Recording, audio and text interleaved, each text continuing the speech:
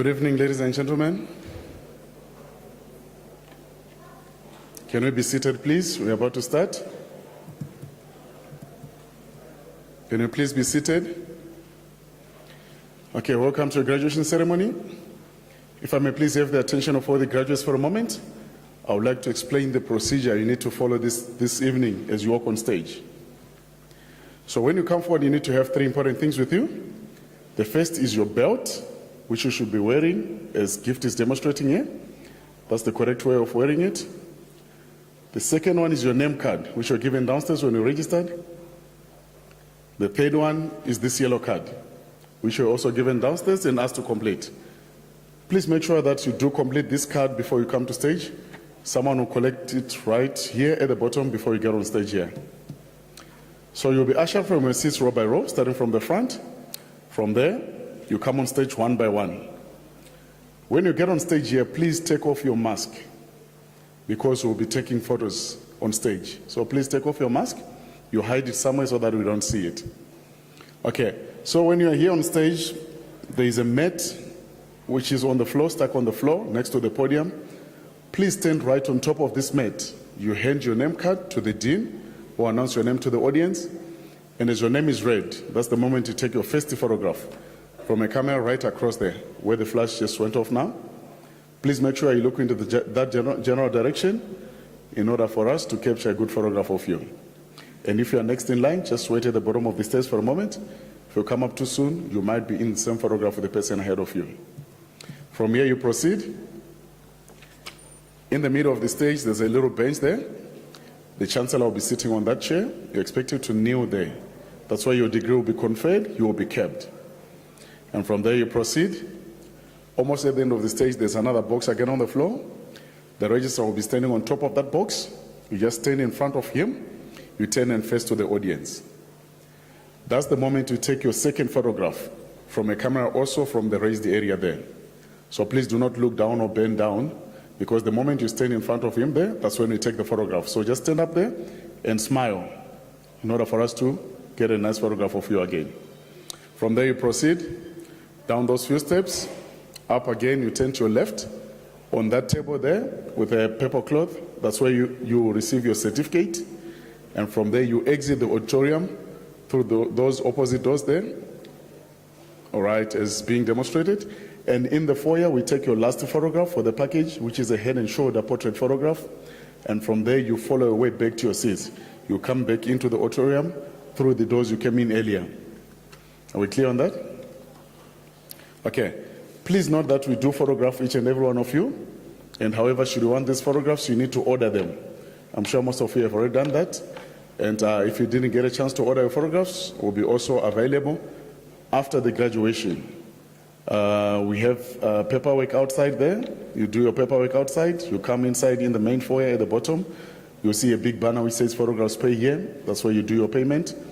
And from there, if you want to take any other extra photographs with your family and friends, we are set up in the exam hall. We have quite a number of studios which are set up there.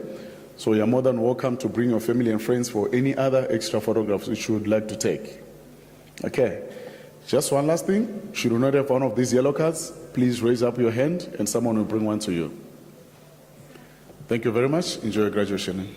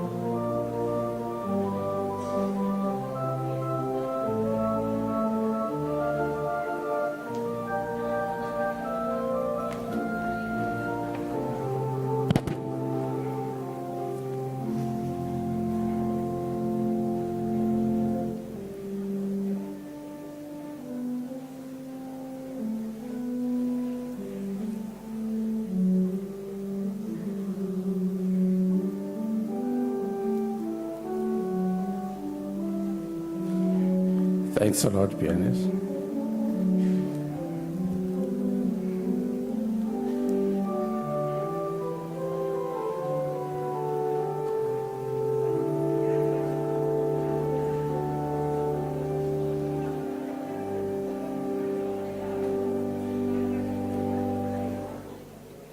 Thank you very much. Ladies and gentlemen, we're going to start in a few minutes. My name is Emmett Matata. I'm the registrar of the university. We're going to start now in a few minutes. I just wanted to make one quick announcement. I know that we have a lot of doctoral students, this evening, quite a number. We also have a number of your promoters or supervisors here today who are going to play a role.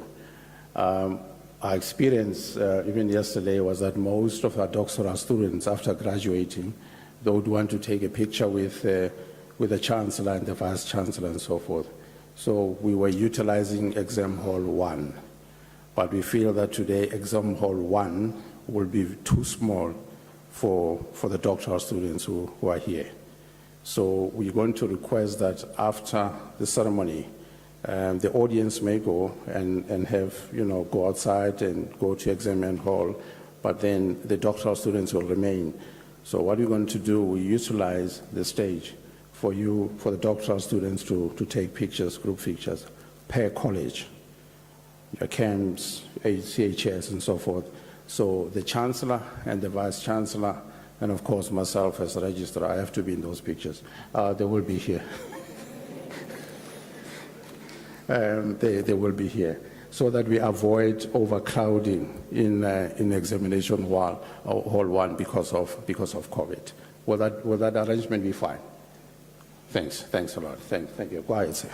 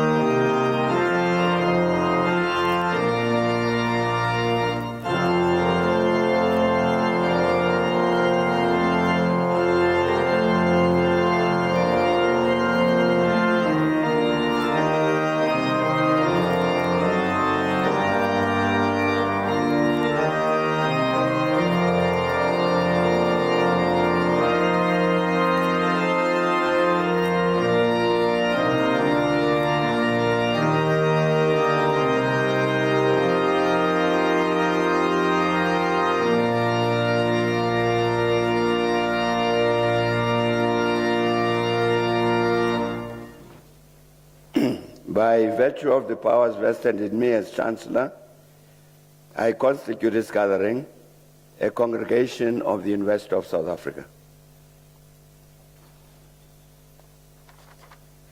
Ladies and gentlemen, we request you to join us in silent prayer or meditation to give thanks to the achievements being celebrated on this occasion.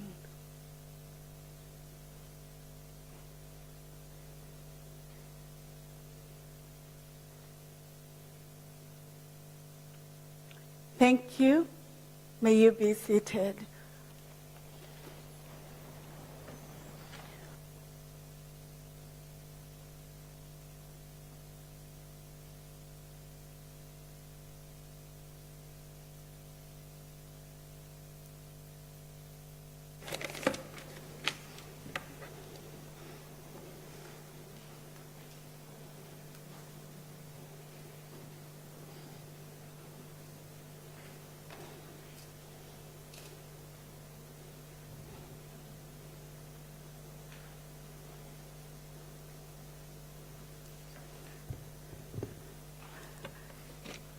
The Chancellor of the University of South Africa, His Honorable Dr. Mbeki, the Dean of the College of Law, Professor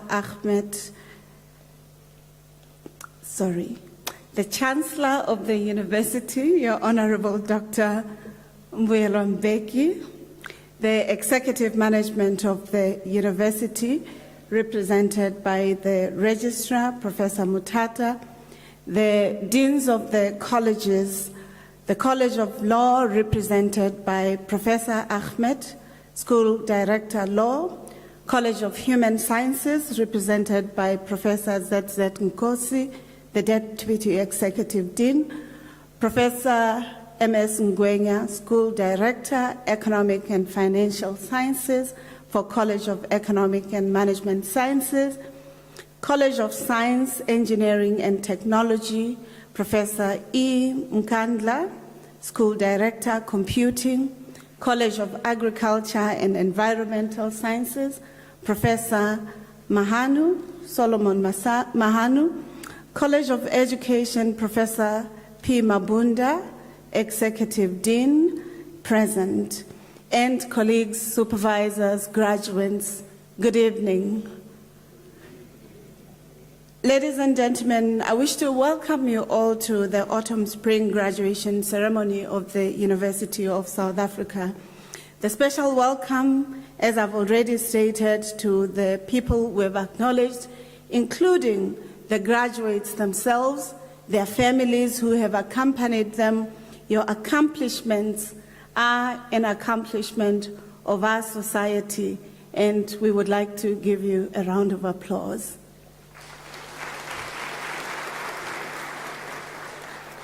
Let me start off by stating that universities are social institutions which are formed to ensure that the knowledge arena, the pursuit for wisdom, and the idea of education as that which transforms society becomes an imperative. It is through the graduations that universities host that we celebrate, commend the accomplishment and the completion of studies that those of you here would have undergone. It is important for societies to understand that universities such as UNISA are remarkable national assets which are at the center of the production of graduates who will then resource society, the country, the continent, and the global knowledge arena with the knowledge and research that they have undergone. The idea behind universities are that they should equip graduates not only with knowledge, but with value systems that enable them to translating what they studied into social capital for society anywhere in the world, including in the context of South Africa in the continent. As a university, our task is to equip you with the necessary skills and knowledge to function in society. We hope with the education you have received, you'll enhance your role as a change agent that makes our world a better place. Amina Mama reminds us that one of the creative aspects of education is that it is one area that levels and creates opportunities and possibilities for parity, but also for changing circumstances in the world. This particular insight is also shared by Tiambe Zeleza, who reminds us of the purpose of African universities, that we exist not because of the geographic location of where we exist. We must ensure that the languages of teaching, the knowledge systems, the civilizations, the economic, political, social transformations that we contribute to improve the human condition as well as the ecological flourishing, which we are told in the current context is a critical challenge, including the challenge of climate change. Given also the challenges of our society, the democratization dividend that we want to inherit or participate in shaping for the future, UNISA is uncompromisingly committed to ensuring that your knowledge does not remain in the ivory tower, but is invested in improving the democratic systems, economic systems, the challenges and grand challenges of our societies, but also economic flourishing of our society. It is thus for this part, colleagues, that we must celebrate with the parents, with your families, your sisters, brothers, cousins, extended family that may have been the support infrastructure that you had as you were studying. But we also want to thank your own teachers, your own professors, your supervisors, those of whom invested time in ensuring that as you write your dissertation and thesis, and as you articulate your insights and ideas, that you do them with success. Finally, I'd like to announce that we, as the University of South Africa, are investing a lot in the knowledge arena, including in the 10 catalytic niche areas, which we would like to ensure enable UNISA to producing academics, intellectuals, graduates, and participants that do not only look for employment, but create employment. And thus, it's very important that as you celebrate your graduation, that you remember the sky is no longer the limit, but an environment of tourism and an environment of research. And therefore, to ensure that you expand your horizons beyond our local context of South Africa to the continent and to the global arena. Finally, parents, family, those of you who are here to celebrate the accomplishments of your family members, we want to congratulate you too for the solidarity, support, warmth, and ideas that you bequeathed them. We appreciate this because your support is in concert with the aspiration of our country stated in the National Development Plan about the importance of having graduates with PhDs that can help the knowledge economy of our country. We also appreciate that it is not only in the local context that they will be contributing, but in concert with Agenda 2063 of the African Union, that they, as African intellectuals, will see the importance of ensuring that Africa's knowledge systems contribute to the global knowledge systems.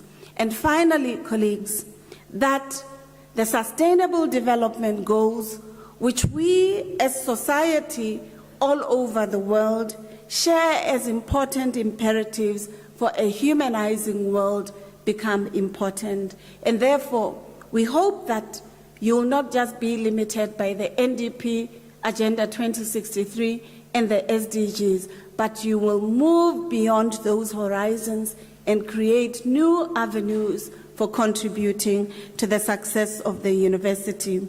I wish, therefore, colleagues, to request you that you have your phones on silent, that you ululate and clap for your graduates, but as you do so, that you're considerate for those who will be coming after them, that this is not a mourning, it's a celebration, and it must be accompanied by wondrous applauses and celebration. You're welcome. Thank you.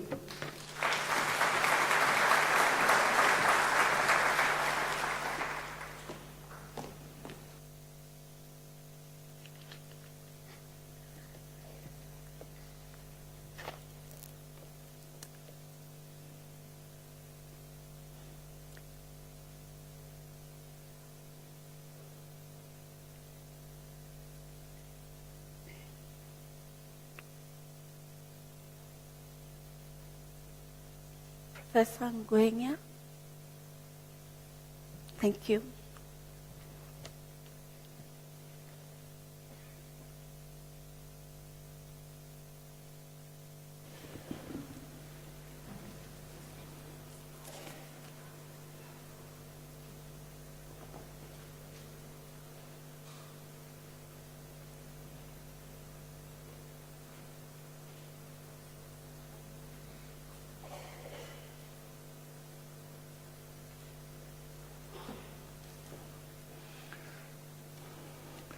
The University Chancellor, the Honorable Dr. Mbeki, Principal and Vice Chancellor Professor Lenkambula, Acting Deputy Registrar Mr. M.M. Kokong, Master and Doctoral Graduate Candidates, families, guardians, friends, distinguished guests, colleagues, ladies and gentlemen, good evening. I'm greatly humbled to deliver the Chancellor's address on this special occasion. May I take this opportunity to congratulate you on your tremendous achievements. To be awarded a master or doctoral degree from UNISA entails a dedicated endeavor. Your graduation this evening is testimony that you have mastered the art of scientific research and the creation of new knowledge. We trust that your contribution to the body of literature in your specific field of discipline will go a long way to influence policymakers to introduce or improve ways of doing things in the growth and development of the economy, locally and globally, as you do this in the service of humanity. You are graduating at a time when countries all over the world are fighting the dreadful and deadly pandemic of COVID-19, with new variants evolving now and then.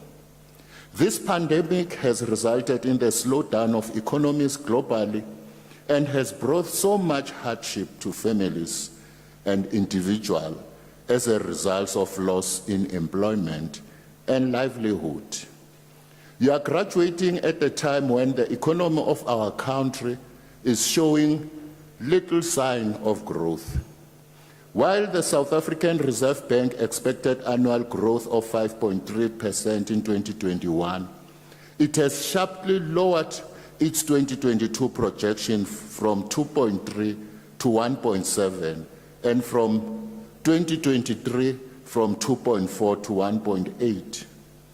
In his medium-term budget policy statement, the Minister of Finance projected that the economy is expected to grow by 5.1 in 2021 from a 6.4 contraction in 2020. You are graduating at a time when the unemployment rate is reported to be at 34.9%, with the unemployment expanded definition of 46.6.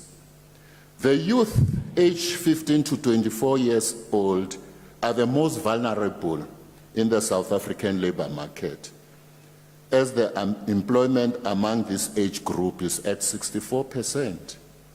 You are graduating at a time when more than half of the population in our country, 55.5%, live in chronic poverty. That is more than 30.4 million people. You are graduating at a time when there is a wide gap of income inequality in the country, with a majority of Black Africans trapped at the lowest level of income. You are graduating at a time when the majority of South Africans are suffering from financial distress. According to the Sanlam benchmarking survey on financial wellness, almost 73% professional middle-class South African experience financial distress. It is for this reason, Mr. Chancellor, that this Chancellor's address will focus on financial wellness, a topic that is given little attention, yet it is so important. Just as there's no school where one is taught to raise children, we are only taught how to make money, but we are not taught how to spend it so that we become financially independent. Studies conducted by the BMR and Sanlam reveal that only 6% of the South African population will be financially independent by the time they reach retirement age. 94% of the population will depend on friends, relatives, or government social grant when they reach retirement age. In his medium-term budget policy statement, the Minister of Finance reported that 27.8 million South Africans are social grant recipients, which of course is unsustainable. Taking into consideration the current rand to dollar rate of 16.13, projected to be at 16 by the end of 2022, at 5% to 6% inflation, 15% VAT, the recent increase in petrol price, which is expected to have a knock-on effect all along the supply chain in the economy, it can be concluded that the majority of South Africans are teetering in the edge of insolvency. That is why it is important to start planning at an early age in order to enjoy financial freedom. Another challenge facing South Africa or South African, especially those who are in the middle class, is debt. Data shows that they are the most hardest hit. The World Bank report declared that South Africans are the world's biggest borrowers. According to the South African Reserve Bank report, household debt as percentage of disposable income was at 72.7%. This means that out of each and every R1 that the South Africans earn, 75 cents goes towards servicing debt. Debt rescue, results in a situation whereby you cannot, as a household or individual, perform to your optimal. Debt rescue identified the following 3 areas where outstanding debt is prevalent among South Africans. Personal loan, 94%. Credit cards, 84%. Store cards, 76%. Let us take a look at the concept of net worth. Net worth can be defined as the amount by which assets or what you own exceed the liabilities. If your assets are less than the liabilities, your net worth is less. And in order for you to improve your net worth is to pay off your debts. And that itself will increase your net worth. It can therefore be concluded that by increasing your savings or reducing your debts, the result is an increase in net worth. Let us take a look at an income statement, if I may use the layman language, of an average person in South Africa. The only income that they get is the salary or wages. Once the salary or wages ceases, there is no income. If we look at the balance sheet of an typically ordinary South African, we will notice that most of the average people, apart from their salary or wages, have no assets. Assets is zero, if not negative. The amount owed in the liability section is very huge. The majority still owe the mortgage bond of the houses they live in. The car they drive belongs to the bank. The furniture and sometimes the clothes they wear belongs to Edgar's. No assets. If you calculate their net worth, you'll find that it is negative. That is why it is important to start planning so that we can improve our financial well-being and be financially independent. If you are caught in a debt trap, try to liquidate your debt. Debt liquidation is more preferable than debt consolidation, unless you are tied up with cash flow and you want some temporary relief. Try to accumulate as much assets as possible. Your wealth will be measured by the number of assets that you own. Compile a budget and stick to it. Your income versus your expenditure must correspond to your budget. Save for the rainy day. Do not live from hand to mouth. It is recommended that you save at least 15% of your income. Save regularly. Save for retirement. You don't want to become a burden to your children or family members when you retire. It is recommended that your savings should cover your latest income of at least 6 months should you get retrenched from your job. In summary, to be financially independent, reduce your credits or debts, set financial goals, start saving early, save for emergency, and if you've got assets, you need to, cushion them from risks by getting one of the insurance policies, for example, comprehensive motor insurance if you own the vehicle. Lastly, ladies and gentlemen, have a funeral cover. We all know that we are going to die one day. Once more, congratulations to the new master's graduates and doctoral graduates. I thank you.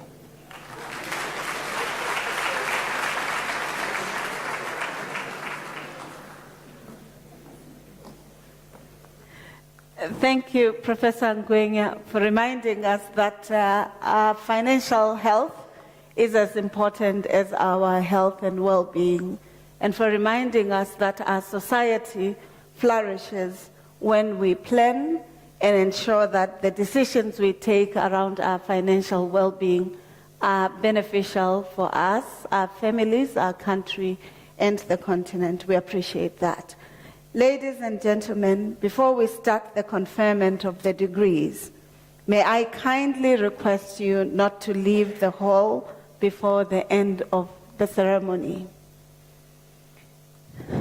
Mr. Chancellor, I now have the honor to request you to confer the degrees of the university on the candidates whose names appear in the program. By virtue of the powers entrusted to me, I shall now proceed to confer the degrees of the university on the candidates whose names appear in the program.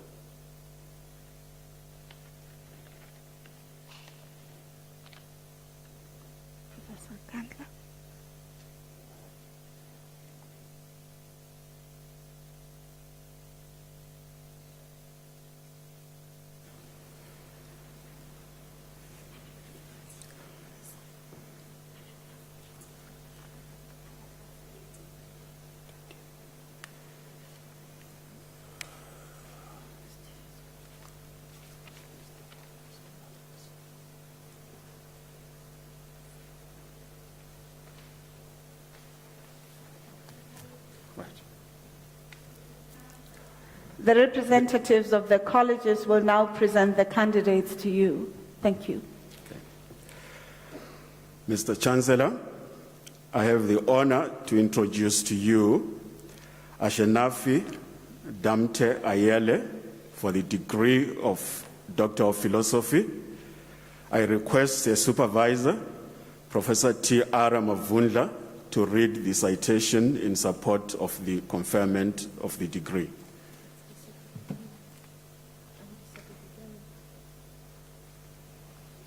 Oh, sorry. I read the wrong.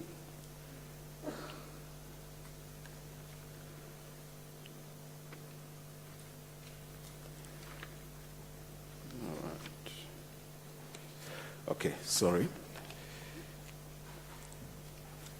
Mr. Chancellor, I have the honor to introduce to you Diseko Buikanyo for the degree of Doctor of Philosophy.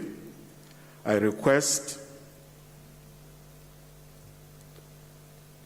the supervisor, Professor A.K. Mishra, to read the citation in support of the conferment of the degree.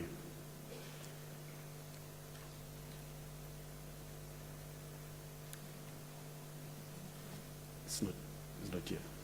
Okay. Okay. So that means, sorry, I will have to read this myself. All right.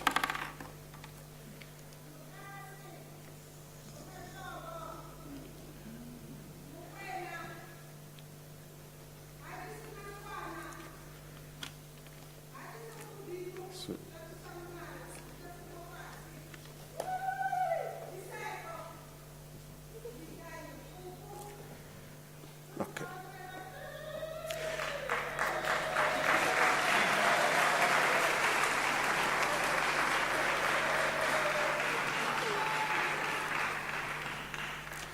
In her thesis entitled Rare Earth Metal Modified Biopolymer Nanocomposites for the Photocatalytic Degradation of Azo Dyes, she systematically investigates rare earth-doped nanocomposites for the degradation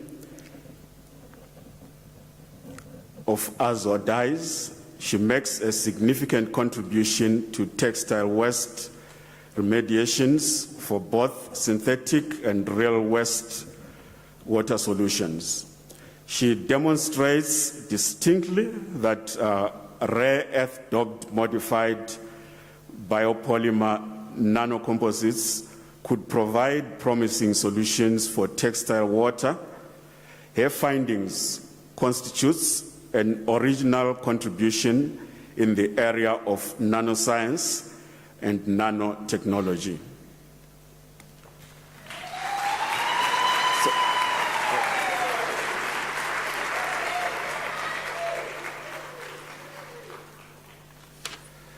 Wait a bit. He's going to say something. Mr. Chancellor, I have the honor to request that you confer to Diseko Buikanyo the degree of Doctor of Philosophy. I confer the degree of Doctor of Philosophy on Diseko Buikanyo.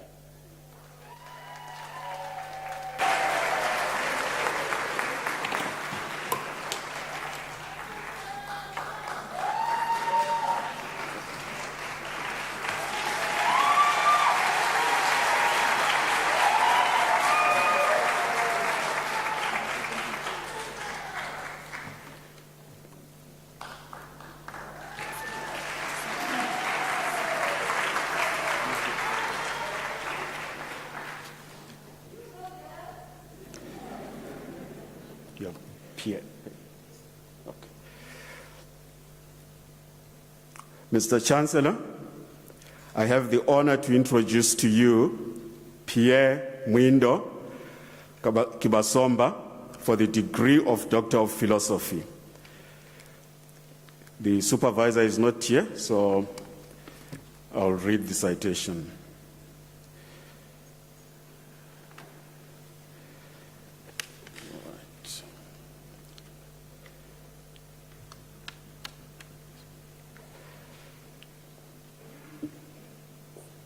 In his thesis entitled Optimization of TiO2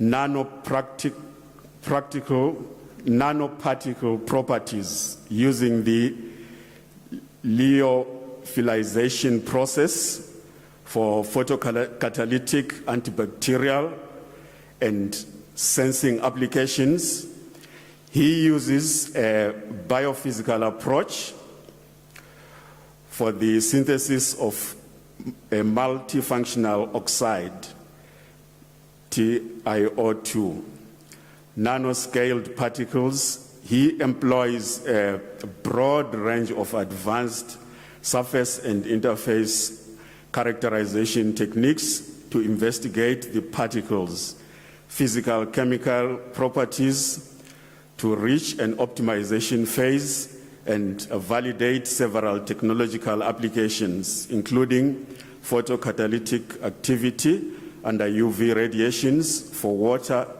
disinfection and an antibacterial response against Staphylococcus aureus and E. coli in relation to their surface atomic coordination and oxygen population. These particles exhibit an effective gas sensing response towards various hazard gases.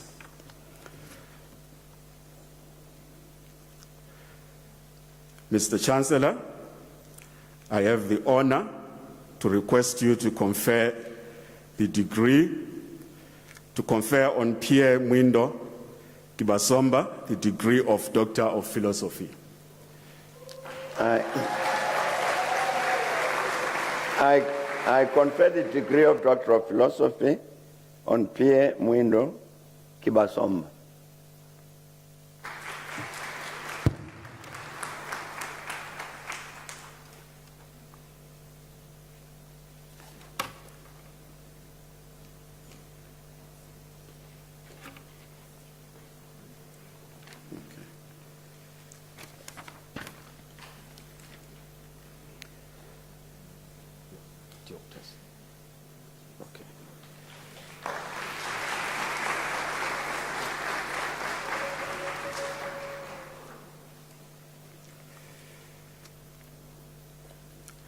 Mr. Chancellor, I have the honor to introduce to you Diogratias Titus Maiga for the degree of Doctor of Philosophy. I request his supervisor, Prof. T.A.M. Sagati, to read the citation in support of the conferment of the degree.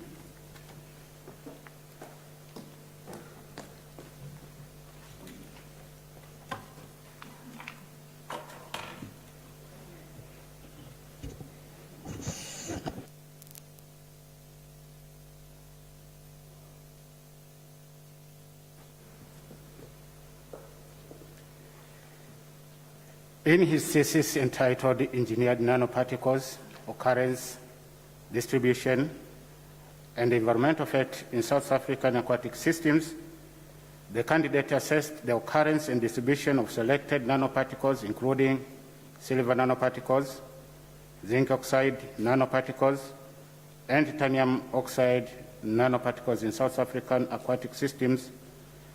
He made a valuable contribution to the body of knowledge in understanding levels of nanoparticles in water, which provided an insight towards assessing the effect, environmental risk assessment, and assisting future management of nanoparticles and water pollution, as well as the establishment of guidelines and regulations of nanoparticles in fresh waters.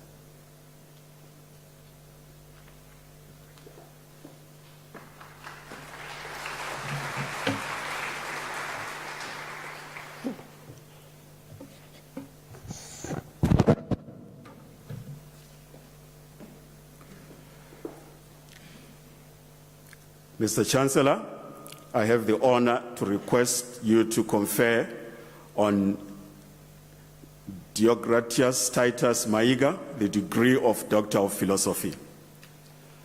I confer the degree of Doctor of Philosophy on Diogratias Titus Maiga.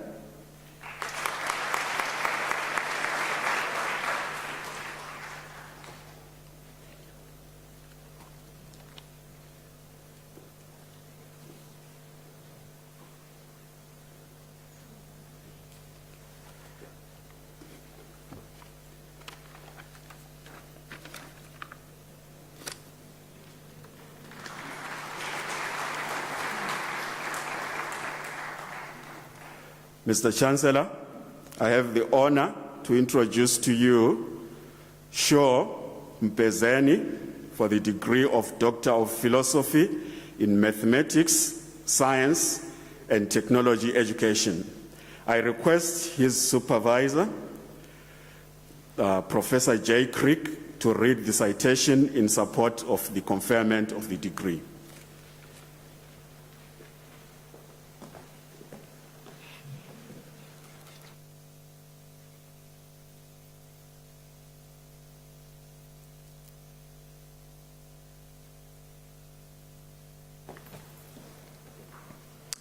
In his thesis entitled Dynamics Influencing Learners' Performance at Science Fairs in Limpopo Province of South Africa, he establishes that science fairs do not meet the expectations of the sponsors and partners in reaching out to all schools.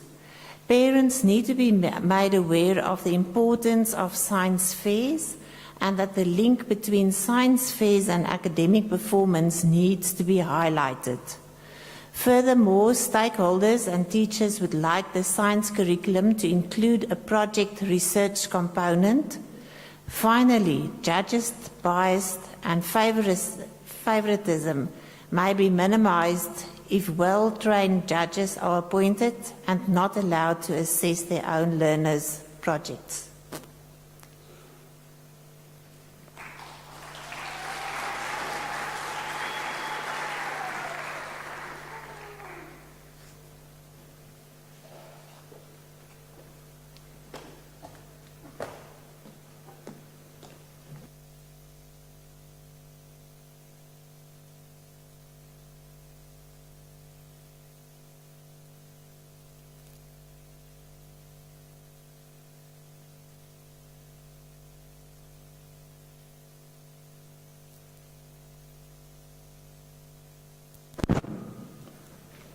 Mr. Chancellor, I have the honor to request you to confer on Shaw Mpezeni the degree of Doctor of Philosophy in Mathematics, Science, and Technology Education.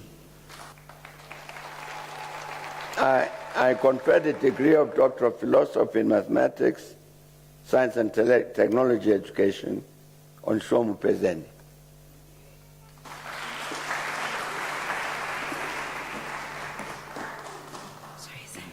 We're done.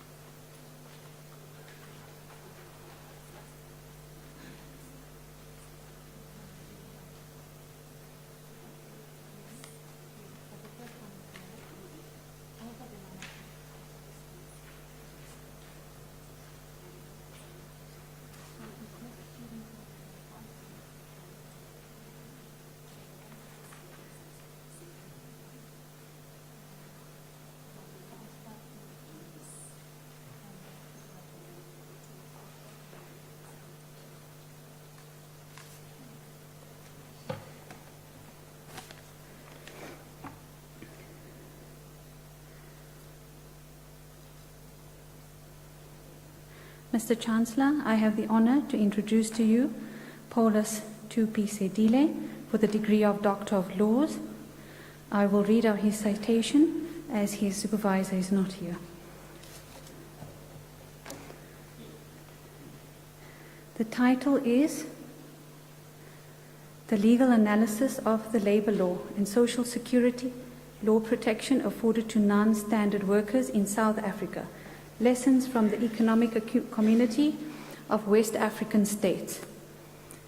In his thesis entitled Legal Analysis of the Labour Law and Social Security Law Protection Afforded to Non-Standard Workers in South Africa, Lessons from the Economic Community of West African States, abbreviated ECOWAS, he investigates the challenges that the rise of non-standard workers presents to contemporary labour law and social security. The study analyzes the legal protection afforded to non-standard workers in South Africa with lessons drawn from the experience of ECOWAS. The ideals of decent work, social justice, and democratization of the workplace cannot be achieved if non-standard workers are excluded from social schemes and labour legislation. Mr. Chancellor, I have the honour to request you to confer on Paulus Tupi Sedile the degree of Doctor of Laws. I confer the degree of Doctor of Laws on Paulus Tupi Sedile.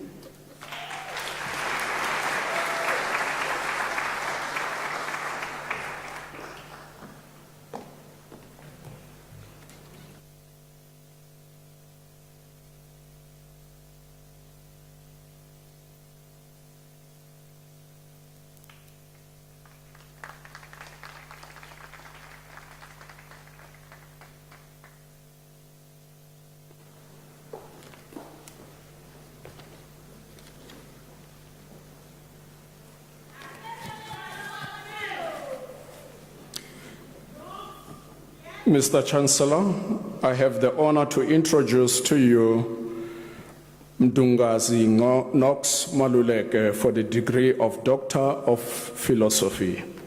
I request his supervisor, Professor Mxolisi David Modise, to read the citation in support of the conferment of the degree.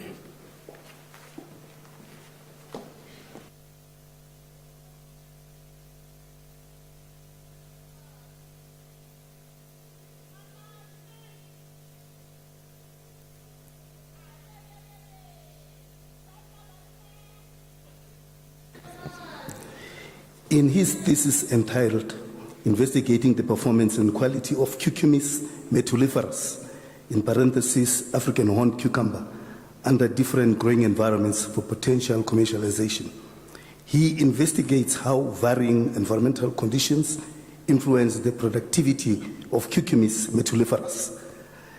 Data collected included yield and quality parameters, germination, water use efficiency, nutrient composition, and the metabolomic profile of the crop.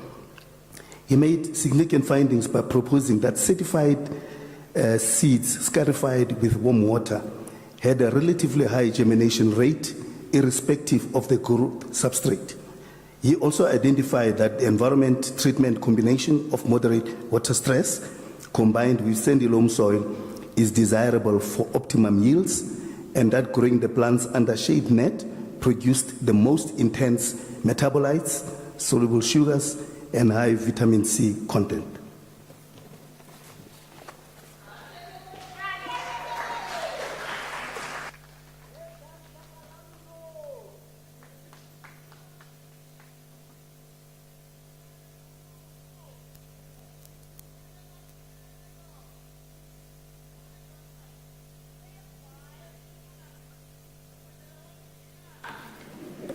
Mr. Chancellor, I have the honor to request you to confer on Mdungazi Knox Maluleke the degree of Doctor of Philosophy.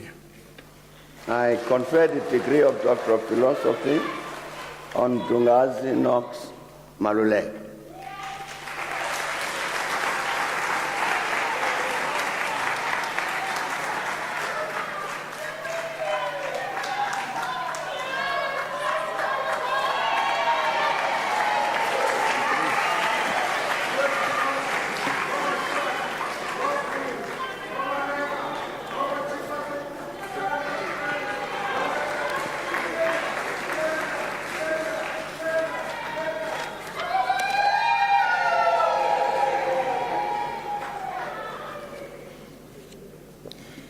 Mr. Chancellor, I have the honor to introduce to you Stanley Mukhatla Mukhashwa for the degree of Doctor of Philosophy. His supervisor was Professor Christian Mbagiogo. Because he is not present, it is my privilege to read the citation in support of the conferment for the degree.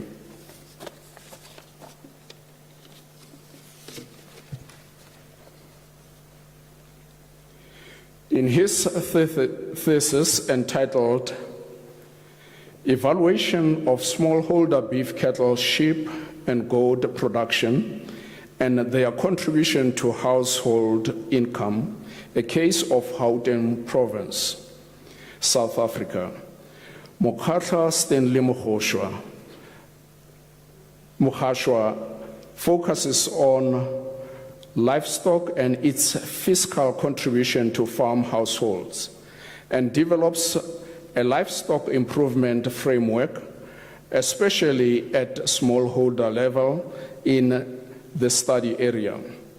The study establishes that smallholder farmers raise livestock mainly for income accumulation, with goat farming contributing significantly to household income. The study provides the first smallholder livestock improvement framework, which can positively improve the quality of animals and ultimately the household income of smallholder livestock farmers in the study area. Mr. Chancellor, it is my honor to request you to confer on Mukhatla Stanley Mukhashwa the degree of Doctor of Philosophy. I confer the degree of Doctor of Philosophy on Stanley Mukhatla Mukhashwa.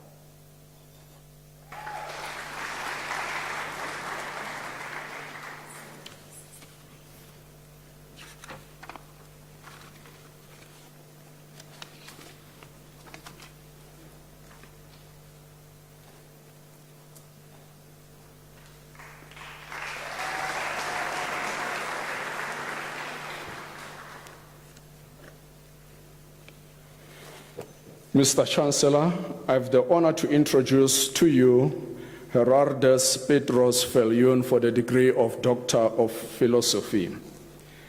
His supervisor was Professor Modau. Because he's not present, it is my honor to read the citation in support of the conferment of the degree. In his thesis entitled Evaluation of the Competence Gap Between South African Vocational-Oriented Agricultural Education and Training, Agricultural Diploma, and Agricultural Industry Requirements, Petros Gerardus Viljoen investigated the perceived gap between competence of the agricultural diploma graduates and the competence required by the agricultural industry. He makes a valuable contribution to the body of knowledge in agriculture by addressing the transformation of vocational-oriented agricultural education, promoting vocational-oriented agricultural education models to enhance practical competence and address the employability of agricultural diploma graduates. Mr. Chancellor, it is my honor to request you to confer on Gerardus Petros Viljoen the degree of Doctor of Philosophy. I confer the degree of Doctor of Philosophy on Gerardus Petros Viljoen.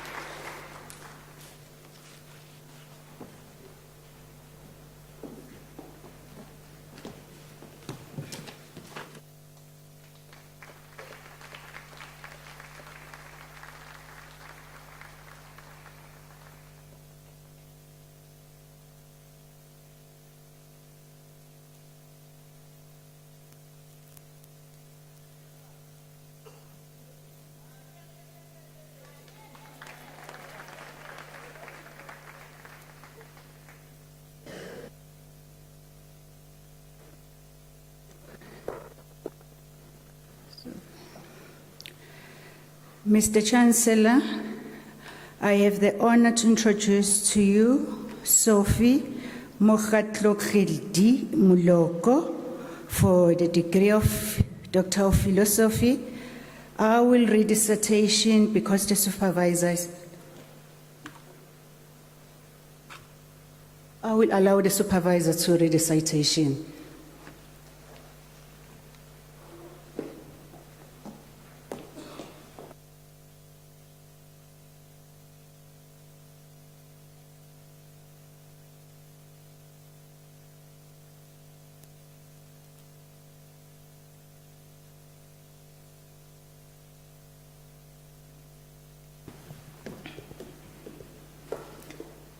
A well-functioning national health information system is critical to the efficient management of a reproductive health program. In her thesis entitled Evaluating Performance of the Routine Health Information System for Reproductive Health in Tshwane, she determines how the routine health information system is used to produce reliable and quality routine reproductive health data, and explores how this information is used in decision-making. Her findings reveal the impact of behavioral, technical, and organizational factors on data management processes, data quality, and evidence-based decision-making. She makes a valuable contribution to the body of knowledge in public health by proposing strategies to improve the management of routine reproductive health data.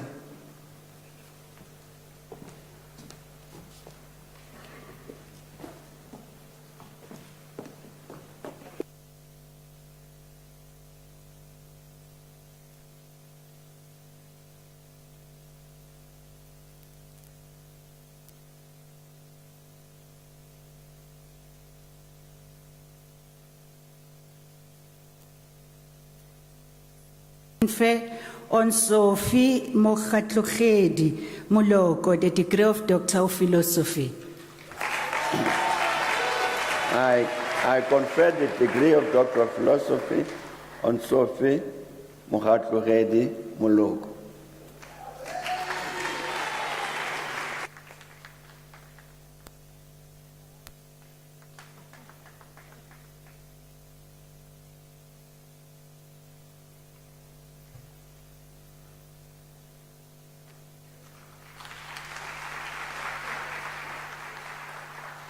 Mr. Chancellor, I have the honor to introduce to you Tayop Sharifa Musa for the degree of Doctor of Philosophy. I request her supervisor, Prof. Risenga, to read a citation in support of the conferment of the degree.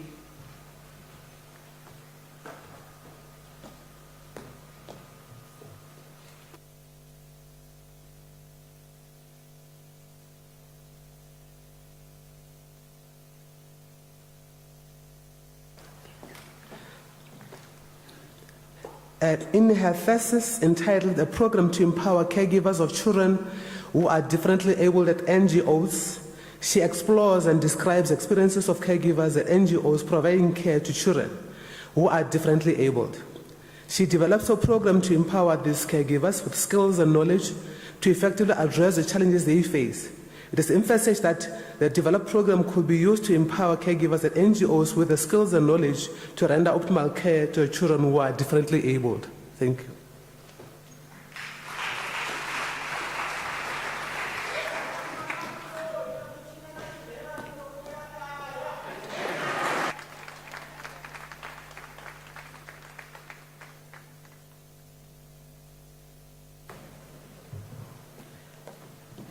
Mr. Chancellor, I have the honor to request you to confer on Tayop Sharifa Musa the degree of Doctor of Philosophy. I confer the degree of Doctor of Philosophy on Tayop Sharifa Musa.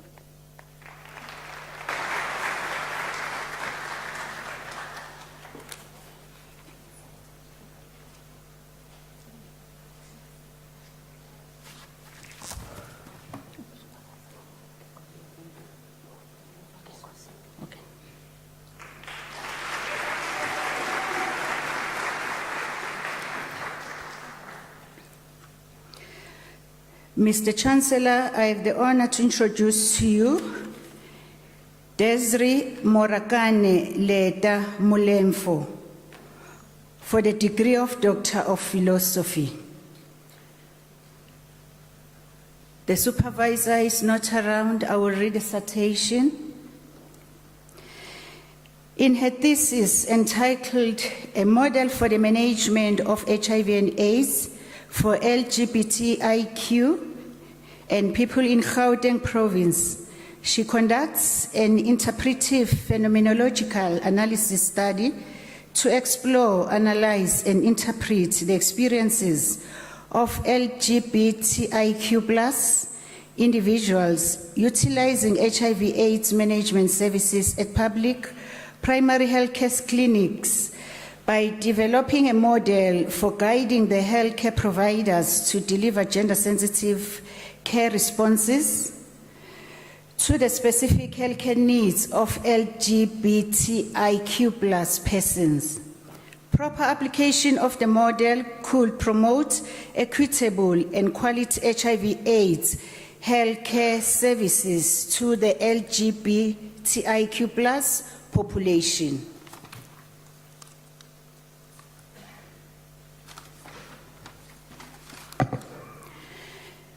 Mr. Chancellor, I have the honor to request you to confer on Desiree Morakane Leta Mulemfo the degree of Doctor of Philosophy. I confer the degree of Doctor of Philosophy on Desiree Morakane Leta Mulemfo.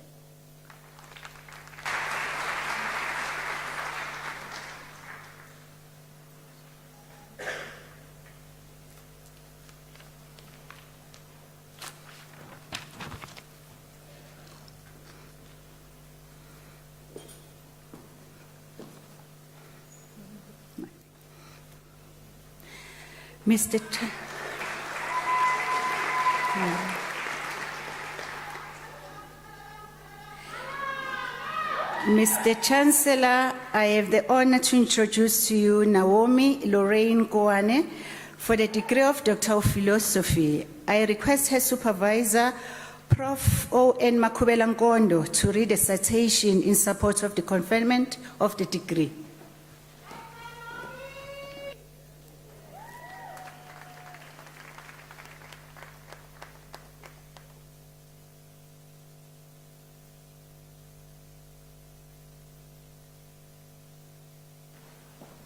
Mr. Chancellor, in her thesis entitled Model to Strengthen Maternal Healthcare Service Delivery in Gauteng Province, South Africa, she investigates the importance of quality healthcare services for new mothers.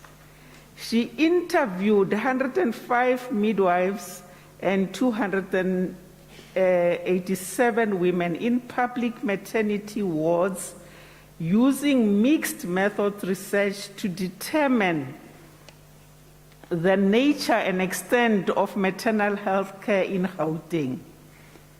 Based on her research findings and the evaluation of midwifery experts, she develops a model comprising multiple indicators of the global construct on advances in measurements of maternal health care to curb maternal deaths, scourge on the life of a newborn, family, and community, and improve children's quality of life.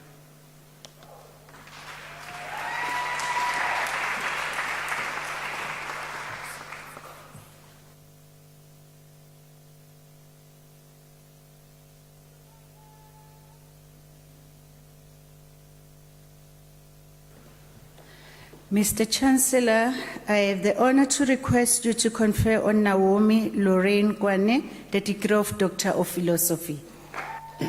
I confer the degree of Doctor of Philosophy on Naomi Lorraine Ngwane.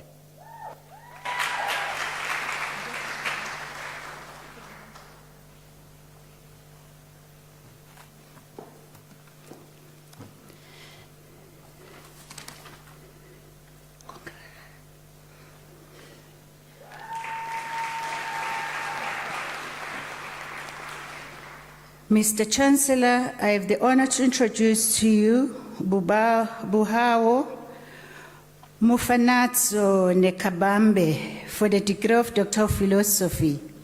Her supervisor was Dr. M.A. Gunmani. I'm going to read the citation in support of the conferment of the degree.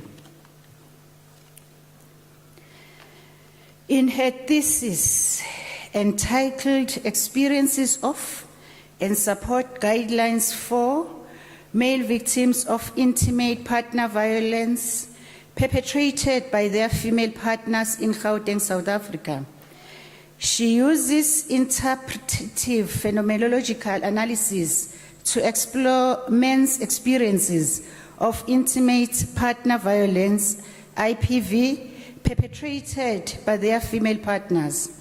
She makes a valuable contribution to the body of knowledge in the field of psychology by proposing guidelines for support to male victims of IPV regarding appropriate socialization, psychosocial and legal support, stakeholder training to handle males' IPV incidents, and a victim empowerment program that is specific to the needs of male victims of IPV.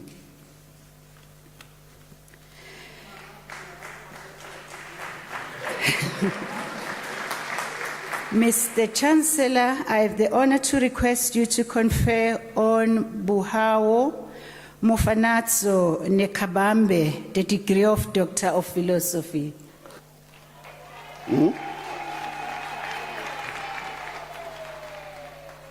Mark, can you give me that name? Again, I can't find it on my list. Give me the list you have.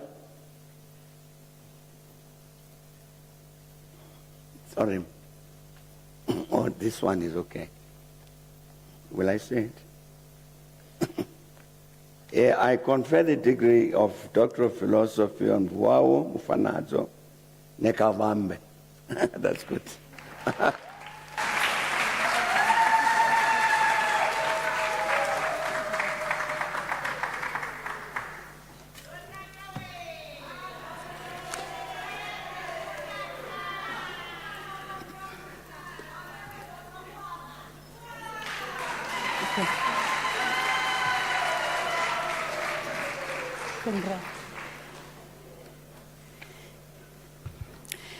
Mr. Chancellor, I have the honor to introduce to you George Mkhuzelwa Skhosana for the degree of Doctor of Philosophy. I request his supervisor, Prof. Fence, to read a citation in support of the conferment of the degree.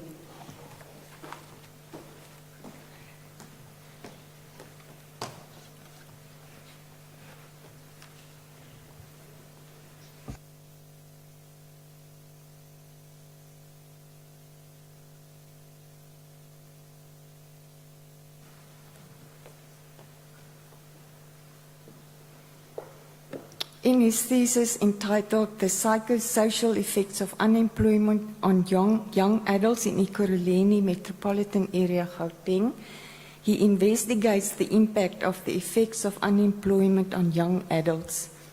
His results show that unemployment has devastating effects on the young individual's self-esteem, social relationships, marital relationships, and other psychosocial aspects of their life.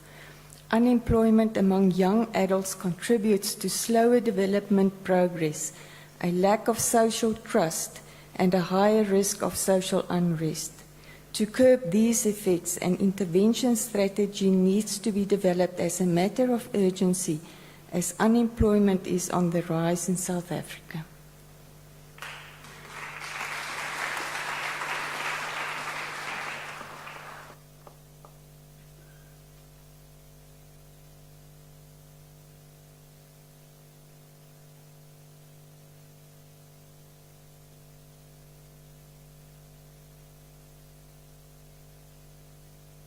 Mr. Chancellor, I have the honor to request you to confer on George Mkhuzelwa Skhosana the degree of Doctor of Philosophy. I confer the degree. I confer the degree of Doctor of Philosophy on George Mkhuzelwa Skhosana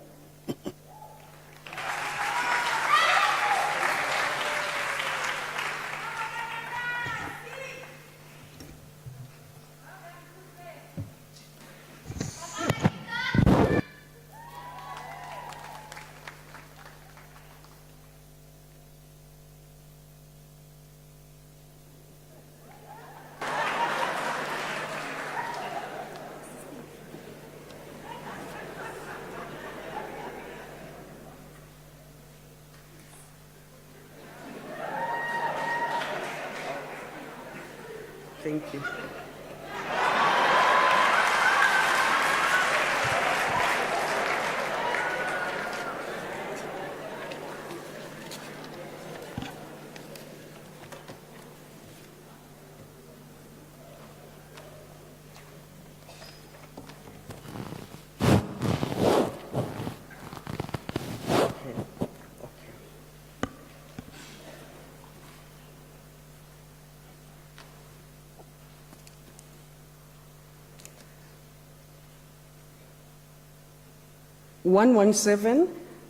Mr. Chancellor, I have the honor to introduce to you Christine Kumalo for the degree of Doctor of Education. Is the supervisor here? The supervisor. Okay. On behalf of the supervisor, Professor R. Chireshe, I will now read the citation in support of the conferment of the degree.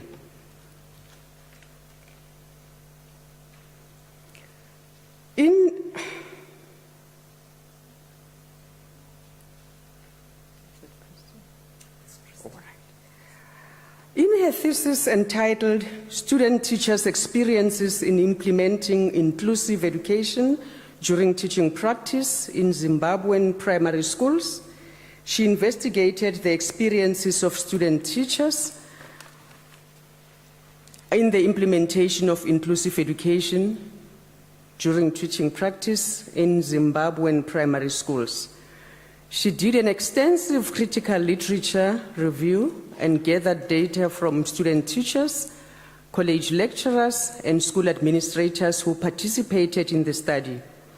She developed a model that can be used to improve student teachers' preparedness for teaching practice experiences.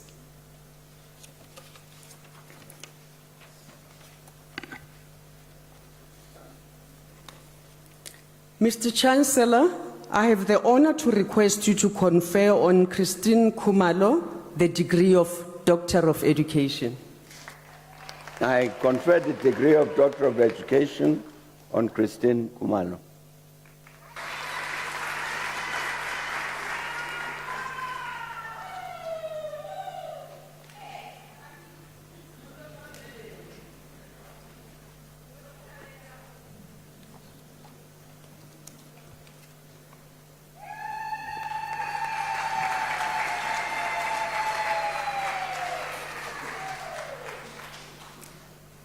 Mr. Chancellor, I have the honor to introduce to you Hansen Akoto Bako for the degree of Doctor of Philosophy. I request his supervisor, Professor P.J. Yerelal, to read the citation in support of the conferment of the degree.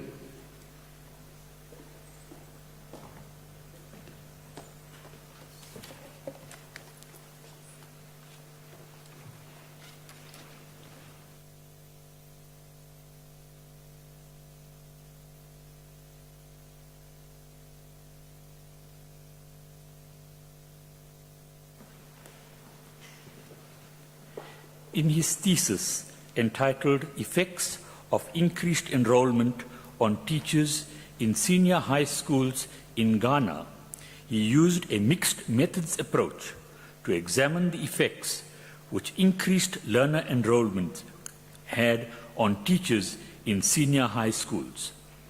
The results of the study revealed that increased enrollment hindered Ghanaian teachers in performing their duties as professionals. The recommendation made is that teaching assistants be assigned to assist teachers and that government set up a special body consisting of occupational counselors, psychologists, and physicians tasked with organizing programs to educate teachers on how to manage work-related stress.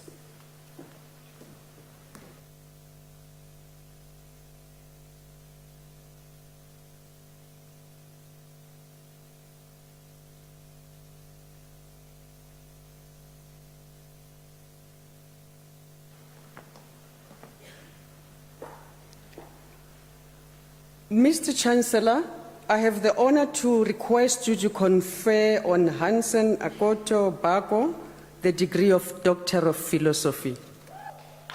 I confer the degree of Doctor of Philosophy on Hansen Akoto Bako.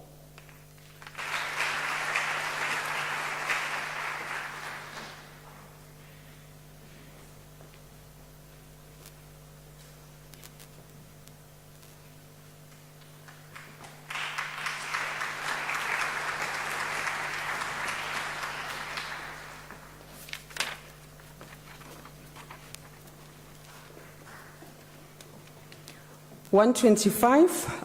Mr. Chancellor, I have the honor to introduce to you Beverly Antoinette Feldman for the degree of Doctor of Philosophy.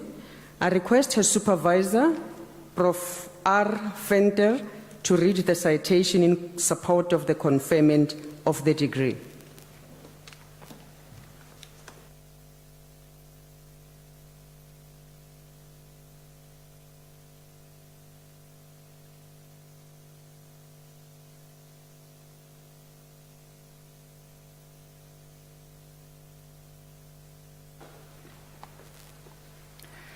In her thesis entitled Guidelines for the Promotion of Teacher Wellbeing in a Township Primary School, Beverly Feldman sought to gain insight into the state of teacher well-being in a township primary school and developed guidelines to promote it. The results highlight various systemic influences on teacher well-being and the importance of personal development complementary to professional development. She proposes asset-based content and process pathways to well-being. The proposed guidelines provide valuable contributions for stakeholders in education, such as the Department of Education, the school management and its structures, external entities, and especially for teachers for whom this research was conducted.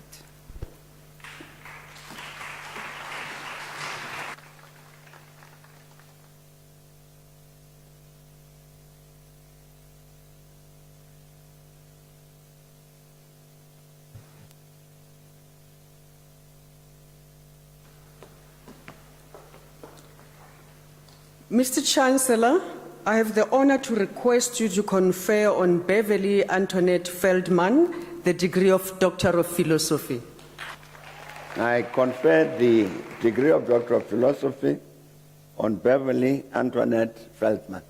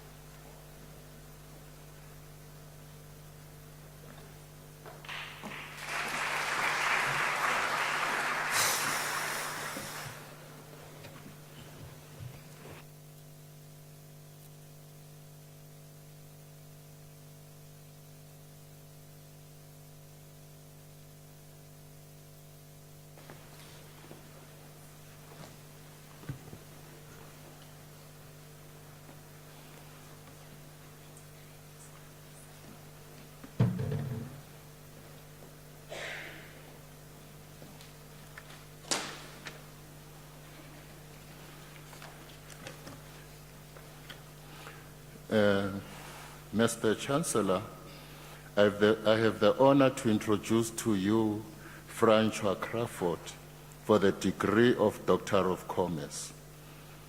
I request his supervisor, Prof. H. Ninaba, to read the citation in support of the conferment of the degree.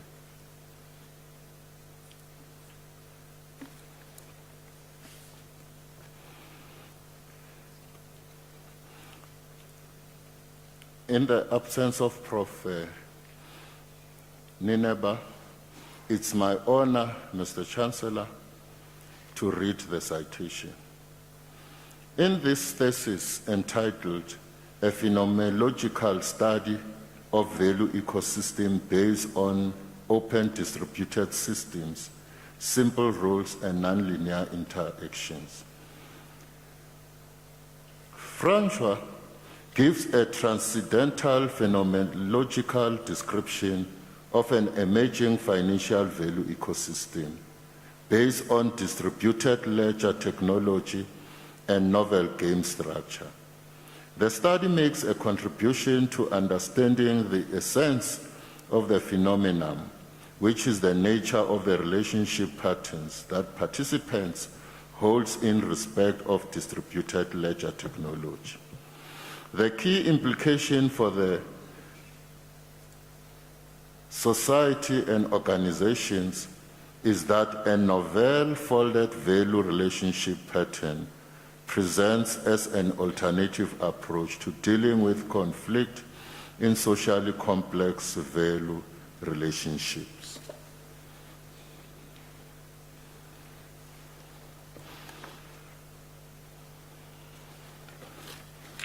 Mr.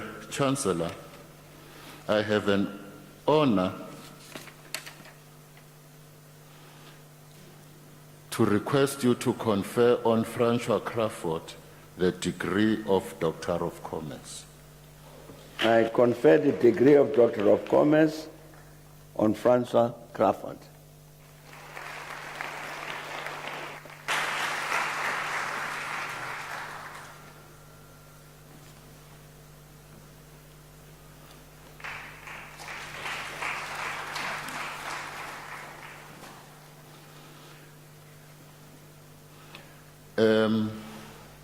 Mr. Chancellor, I have an honor.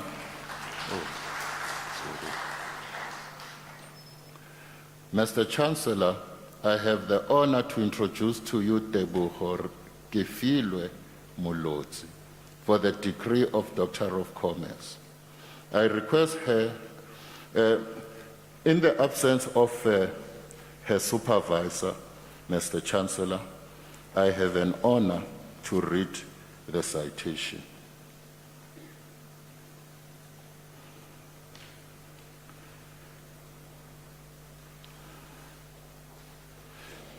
In her thesis entitled A Human Resource Risk Management Conceptual Framework for Academic Staff Retention in an Open Distance Electronic Learning University in South Africa, she thoroughly explores the risk associated with academic staff attrition in an open distance electronic learning university in South Africa.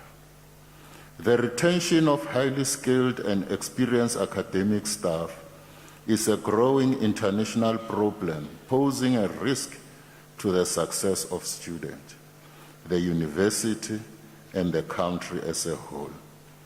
Academics, particularly those of the African continent, increasingly leave their respective higher education institutions for a better opportunities elsewhere. She makes a significant contribution by presenting a comprehensive framework to inform the management of human resource risk at an Odell institution in South Africa, including both academic staff retention and academic staff attrition.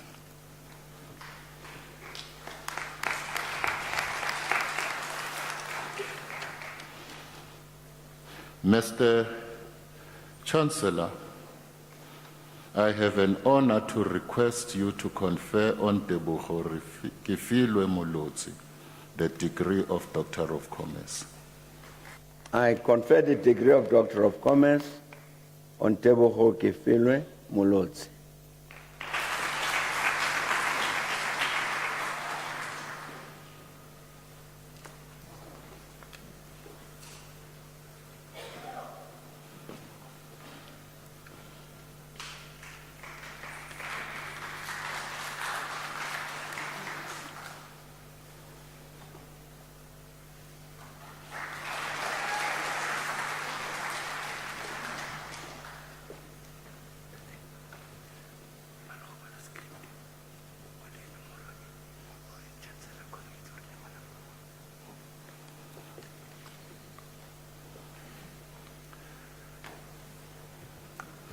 One for one, Mr. Chancellor, I have the honor to introduce to you Joseph Nyamapfeni for the degree of Doctor of Commerce. I request his supervisor, Prof. Z. Robinson, to read the citation in support of the conferment of the degree.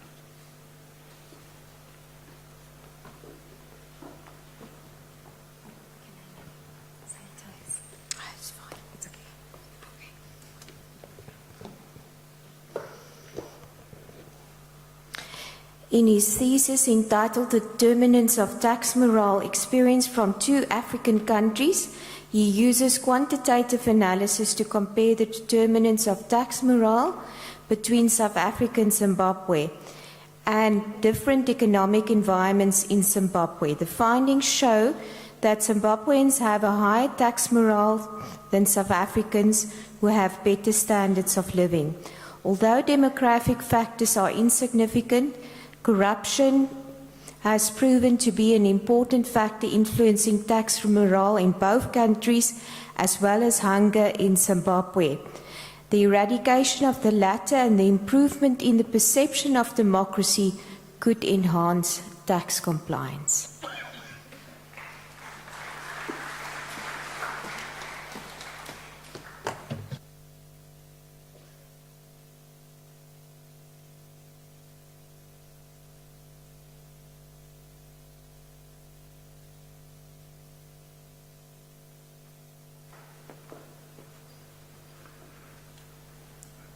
As the Chancellor, I have an honor to request you to confer on Joseph Nyamapfeni the degree of Doctor of Commerce. I confer the degree of Doctor of Commerce on Joseph Nyamapfeni.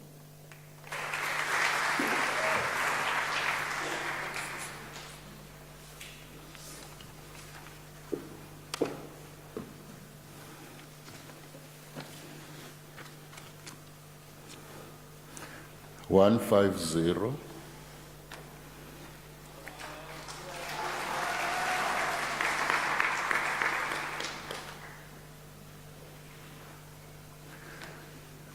Mr. Chancellor, I have the honor to introduce to you Fadzana Naim for the degree of Doctor of Philosophy. I request her supervisor, Professor L.M. Angara, to read the citation in support of the conferment of the degree.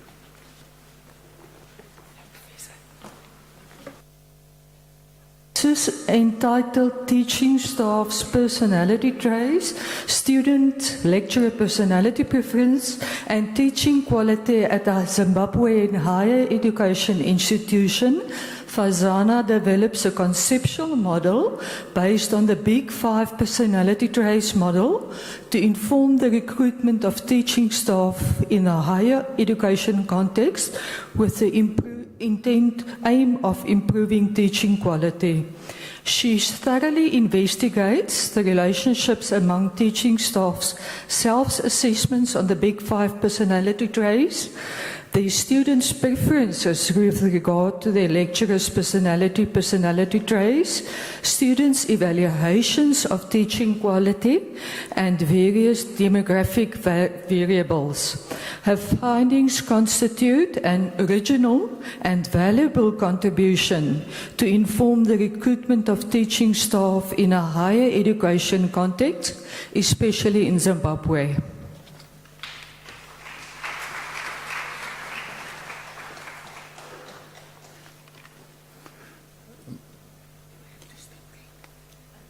He's going to say something. Mr. Chancellor, I have the honor to request you to confer on Fazana Naim the degree of Doctor of Philosophy. I confer the degree of Doctor of Philosophy on Fazana Naim.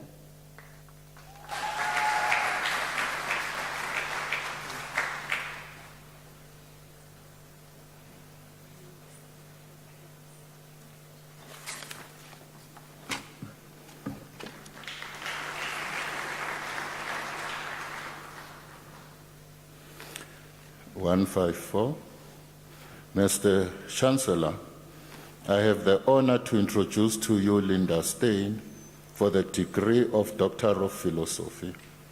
I request her supervisor, Professor H.A. Barnard, to read the citation in support of the conferment of the degree.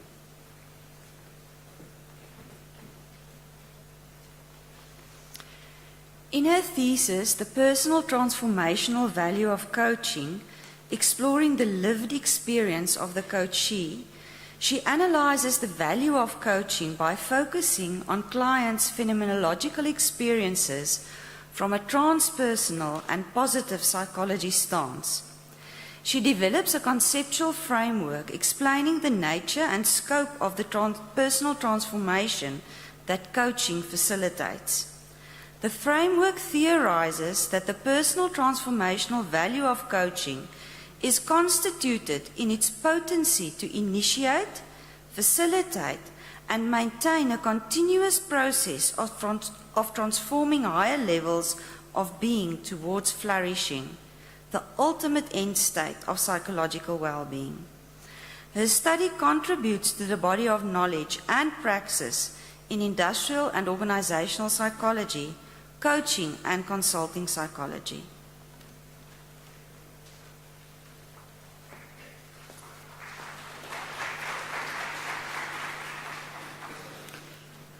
Mr. Chancellor, I have the honor to request you to confer on Linda Stein the degree of Doctor of Philosophy. I confer the degree of Doctor of Philosophy on Linda Stein.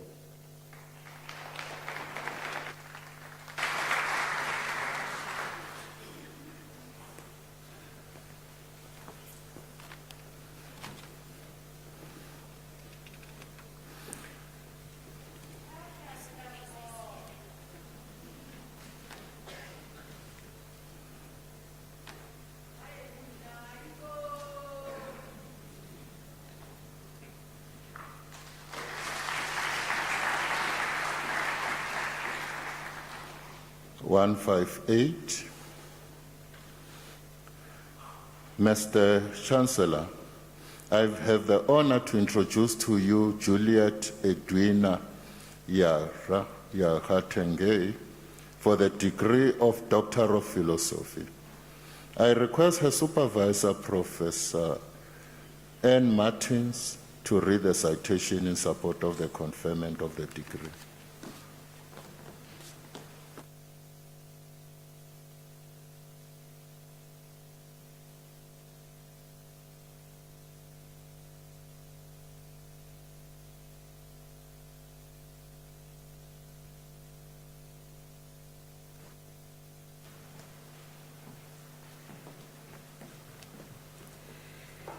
Some research indicates that secondary school students do not necessarily complete school with the needed social and emotional skills to be successful at work.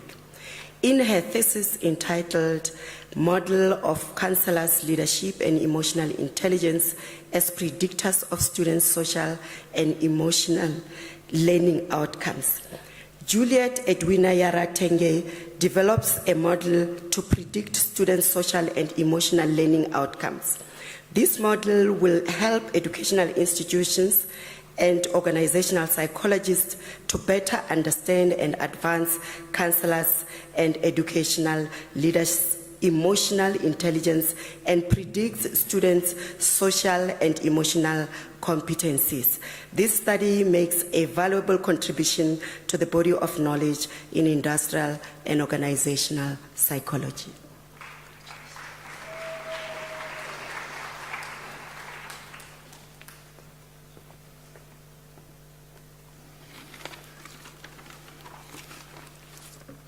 Mr. Chancellor, Prof. Lidimo, who just read the citation, was the co-supervisor.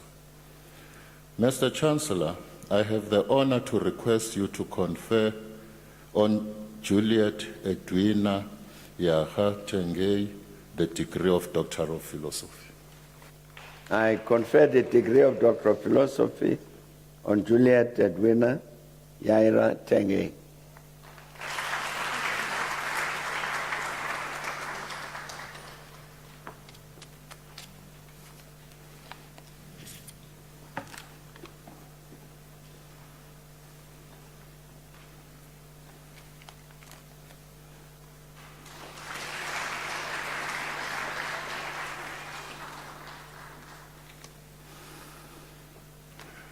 162. Mr. Chancellor, I have the honor to introduce to you Monique von Born for the degree Doctor of Philosophy. Her supervisor was Professor H.S. van der Venter.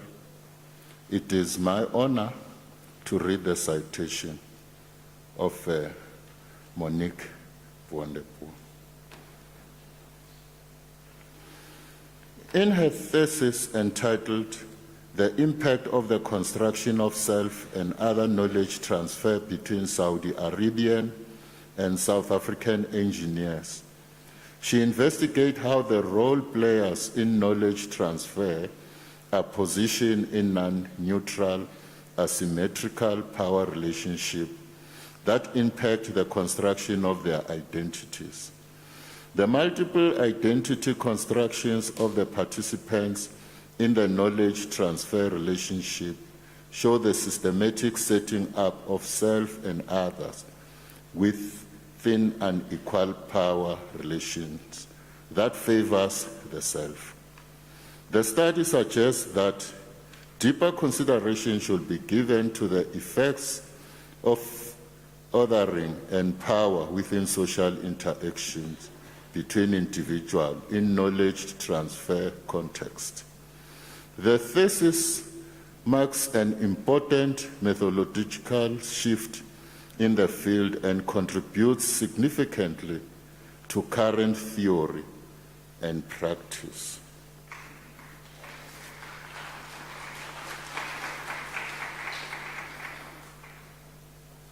Mr. Chancellor, I have the honor to request you to confer on Monique Woodburn the degree of Doctor of Philosophy. I confer the degree of Doctor of Philosophy on Monique Woodburn.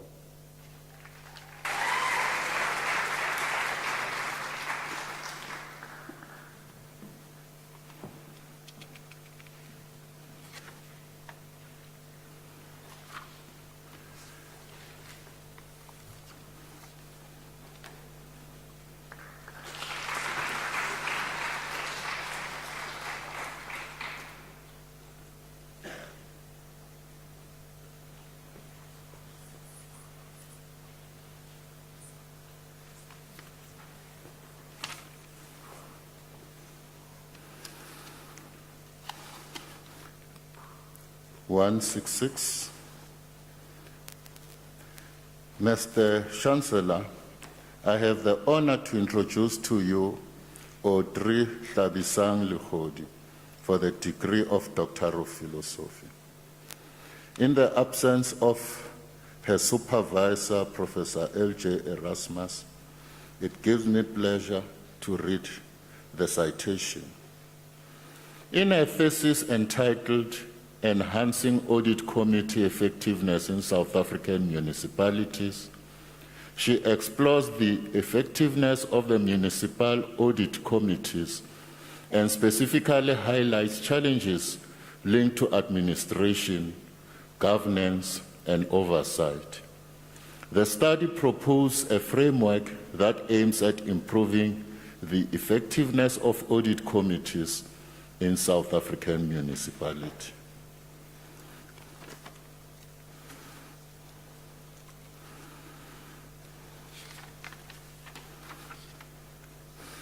Mr. Chancellor, I have the honor to request you to confer on Audrey Tlhabisang Lekhodi the degree of Doctor of Philosophy.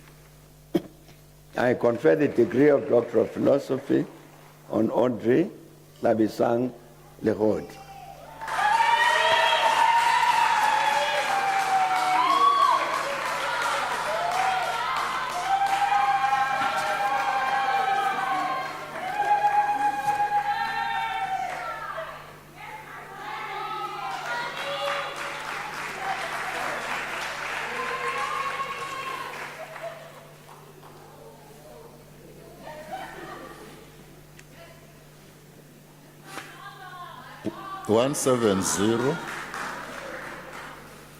Mr. Chancellor, I have the honor to introduce to you Annelies Wooshuizen for the degree of Doctor of Philosophy. I request her supervisor, Professor A.P. Swanepoel, to read the citation in support of the conferment of the degree.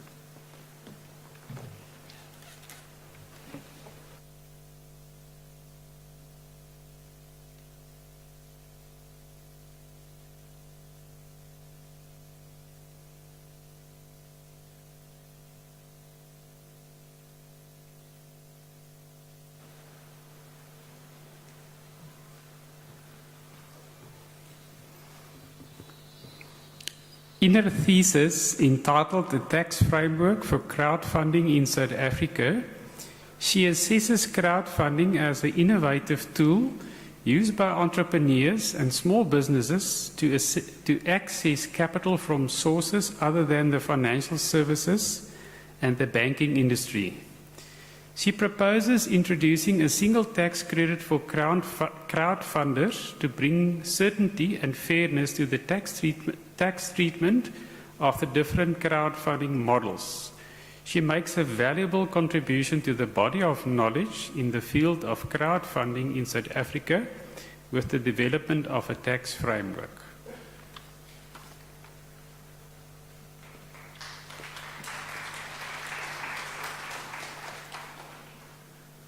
Mr. Chancellor, I have the honor to request you to confer on Annelies Oosthuizen the degree of Doctor of Philosophy.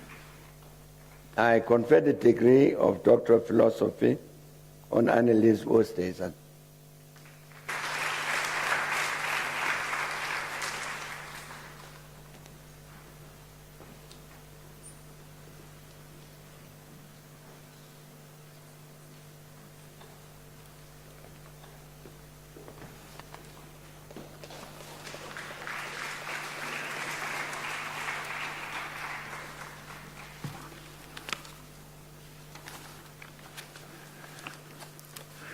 $174.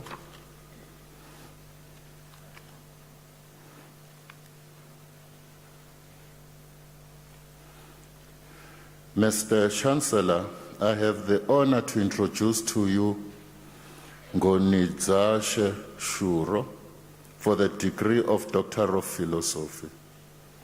In the absence of her supervisor, Professor Wingart, it's my privilege to read the citation. In his thesis entitled The Relationship Between Sustainability, Reporting and Corporate Financial Performance, he investigates the relationship between corporate social performance and corporate financial performance for companies listed on the Johannesburg Stock Exchange in the mining and manufacturing industries. He finds that corporate social performance and corporate financial performance do not influence each other. Although corporate social performance was better in the mining industry than in the manufacturing industry. The main contribution of the study is providing sensitivity ranking in determining the relationship between corporate financial performance and corporate social performance, and vice versa.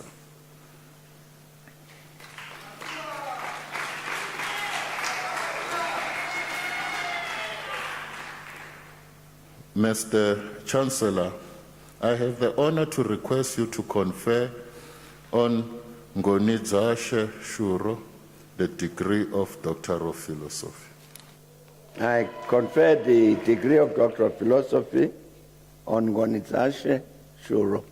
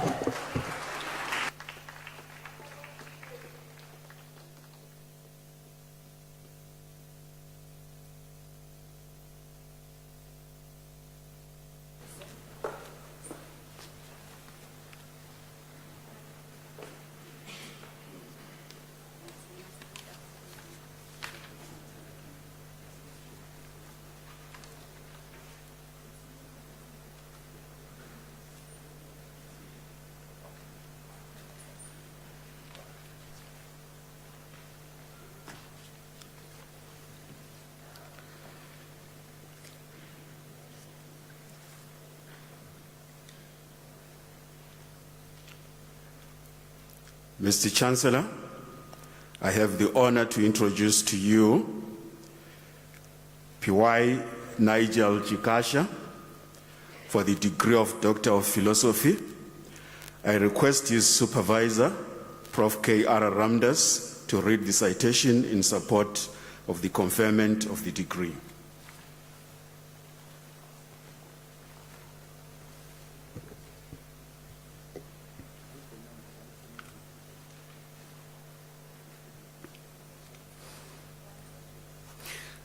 In his thesis entitled Engineering Curriculum Quality Management Using Artificial Intelligence, he investigates the alignment of the industrial engineering curriculum to the skills and knowledge requirements of the industry.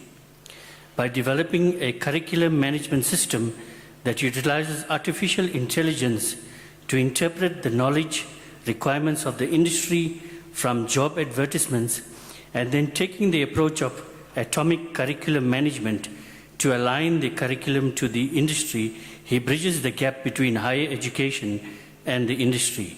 This study makes a valuable contribution to the body of knowledge in the field of industrial engineering.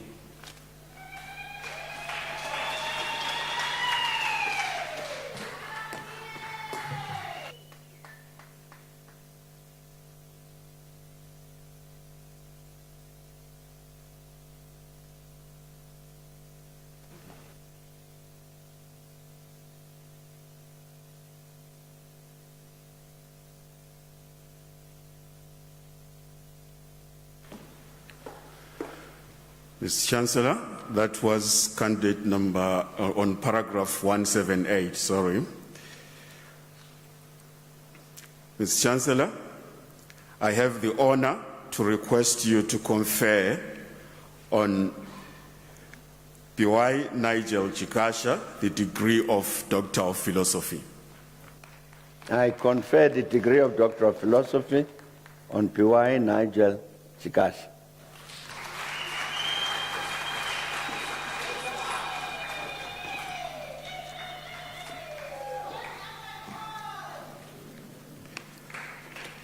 Candidate 184.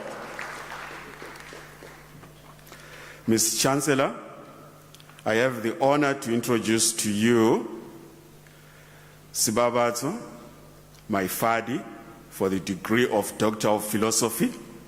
I request her supervisor, Prof. A.T. Kuvarega, to read the citation in support of the conferment of the degree.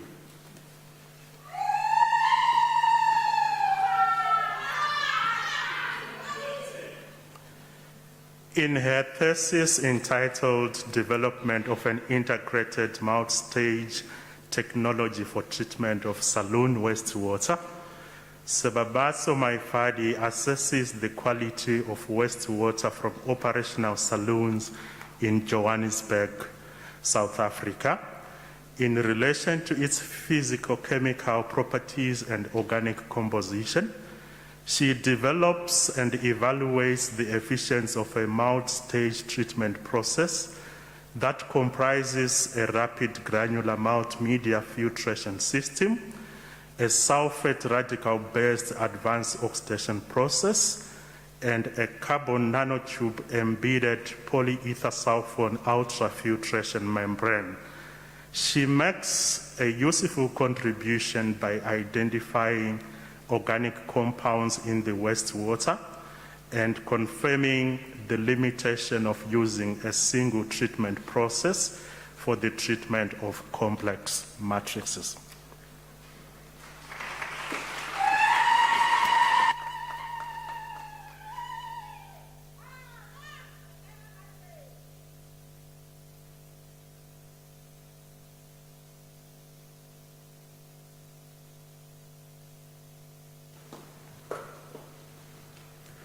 Ms. Chancellor, I have the honor to request you to confer on Sibabaso Maifadi the degree of Doctor of Philosophy.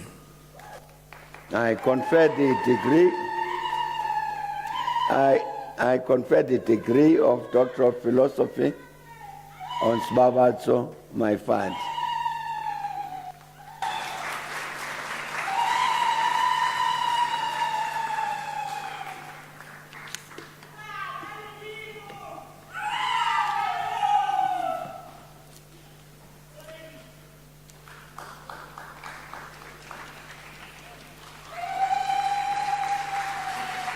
introducing for.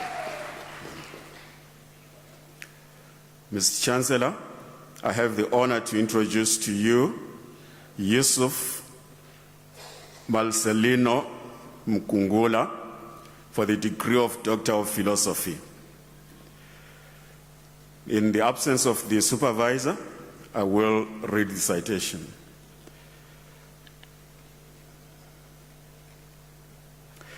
The global challenge of climate change leads to reduced adaptive capacities and therefore causes low socioeconomic resilience levels of communities.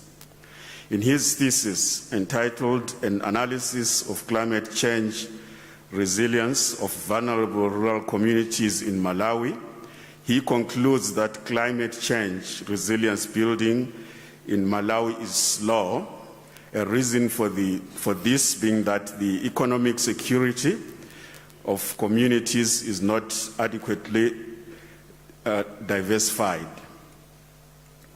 One of the most important recommendations of this thesis is that full devolution of powers from central government to district authorities be implemented.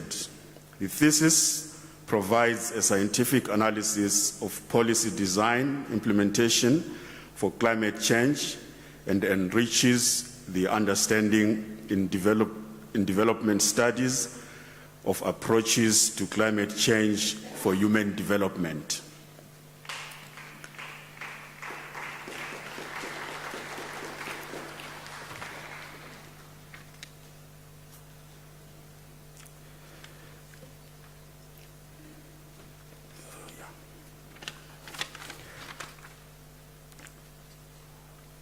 Ms. Chancellor, I have the honor to request you to confer on Yusuf Marcelino Mkungula the degree of Doctor of Philosophy. I confer the degree of Doctor of Philosophy on Yusuf Marcelino Mkungula.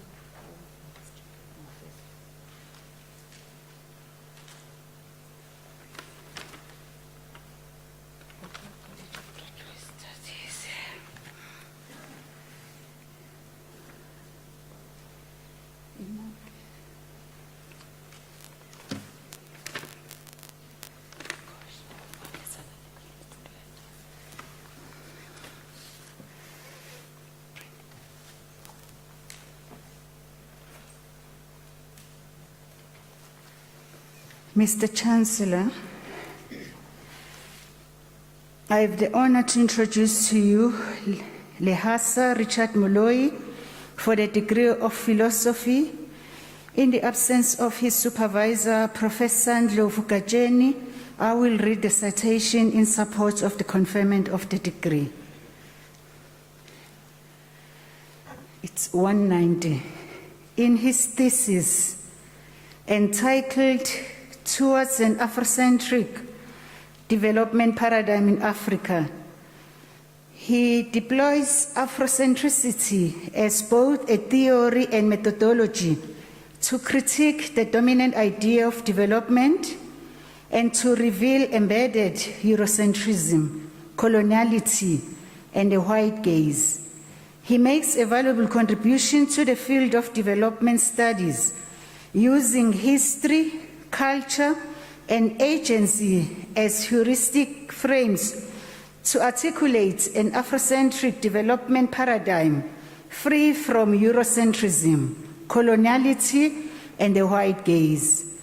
The proposed model enables alternative development pathways for Africa that is anchored in African knowledge and cosmology, with Africans as agents rather than objects of development.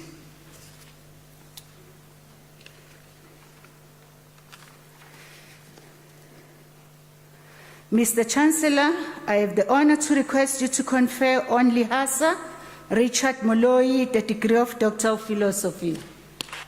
I confer the degree of Doctor of Philosophy on Lihasa Richard Moloi.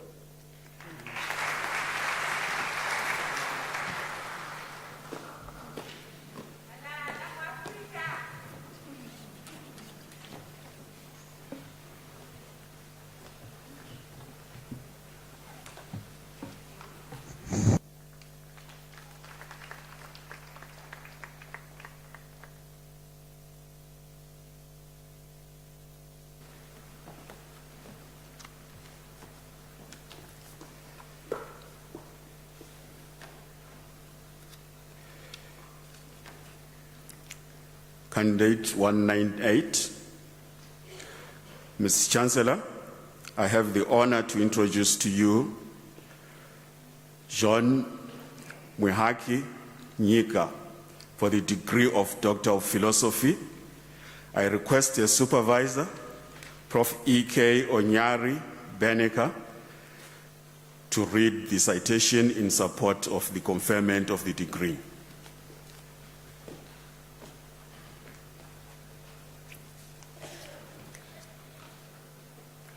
In her thesis entitled Application of Experimental and Modeling Techniques to Estimate the Effects of Landfill Leachate on Soil and Water, she analyzes environmental samples from the Round Hill landfill in South Africa and uses hydrological models to assess and predict the effects of landfill leachate.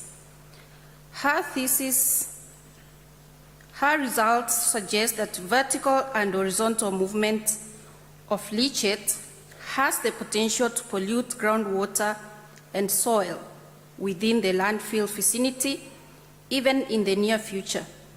Her results could serve as an early warning to regional environmentalists to manage solid waste scientifically and re-engineer the landfill to avoid leachate leakage and pollution.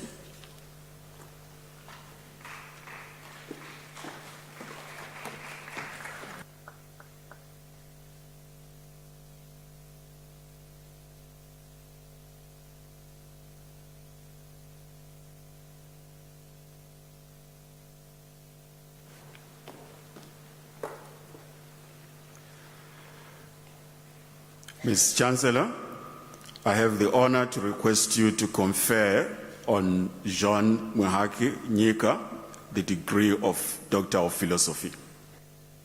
I confer the degree of Doctor of Philosophy on John Mwihaki Nyika.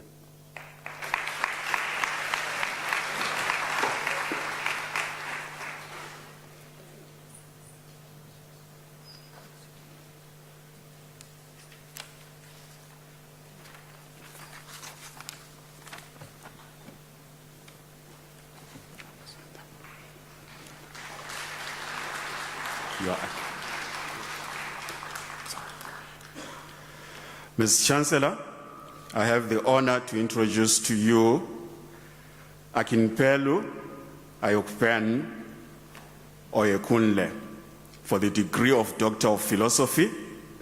I request his supervisor, Dr. E.S.N. Mkwananzi, to read the citation in support of the conferment of the degree.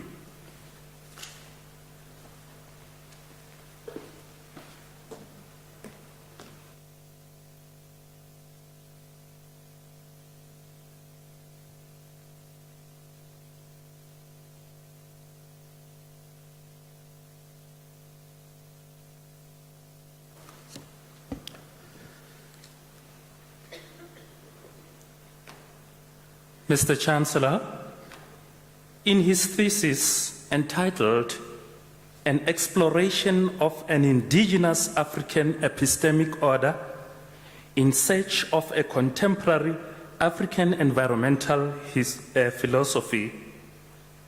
Akimpelo Oyekunle investigates the possibility of constructing an African-oriented philosophy on environmentalism, which is both participatory and interdisciplinary in its quest for meaningful and pragmatic solutions to the problems of our environment. The construction of this philosophy is hinged on the epistemic stance abstracted from the indigenous knowledge systems of African people in general and the Yoruba and Igbo people of Nigeria in West Africa in particular.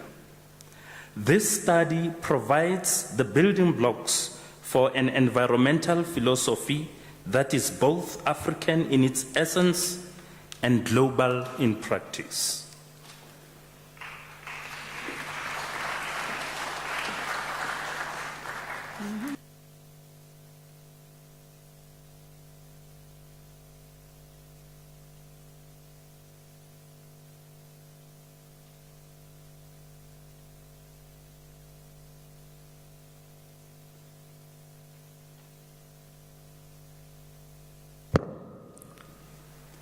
Ms. Chancellor, I have the honor to request you to confer on Akinpelu Ayokunu Oyekunle the degree of Doctor of Philosophy.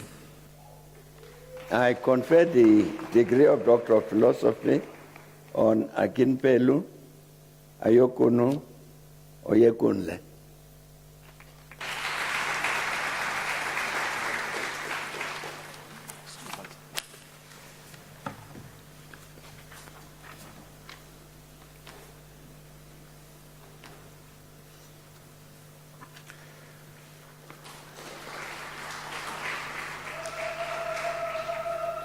Ms. Chancellor, I have the honor to introduce to you William John van der Walt for the degree of Doctor of Philosophy.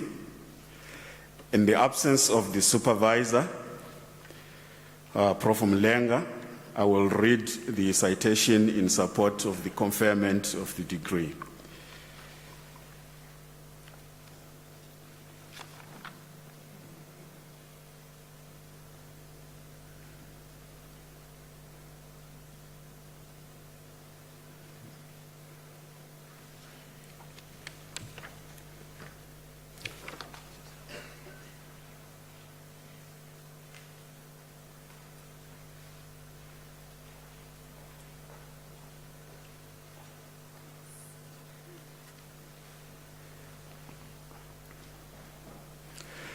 The generation of fine particles during the exploitation of a coal seam has a negative bearing on the final value of coal. In his thesis entitled Characterization of the Blast Damage Zones During Overburden Removal for the Conservation of Coal as an Energy Resource, he assessed the possibility of reducing the fraction of fine particles contained in the blasted coal fragments. He makes a valuable contribution to the body of knowledge by proposing a model for the determination of the thickness of the protective layer of sandstone needed above the coal seam. This layer enables one to limit crack propagation from the overburden rock through the coal seam during the blasting. The processed model could find value in coal mining, where the generation of fines has been a serious problem.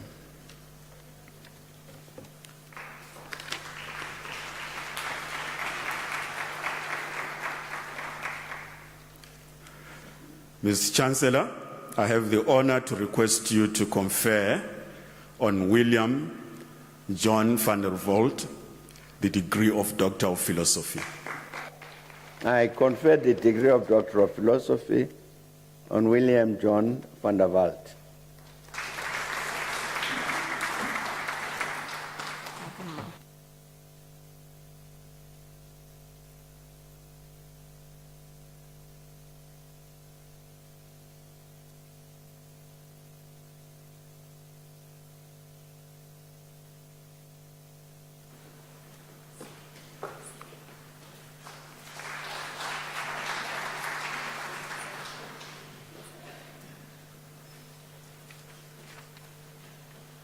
Candidate 227. Mr. Chancellor, I have the honor to introduce to you Lonel Coetzee for the degree of Doctor of Business Leadership. I request her supervisor, Professor Sanchen Henning, to read the citation in support of the conferment of the degree.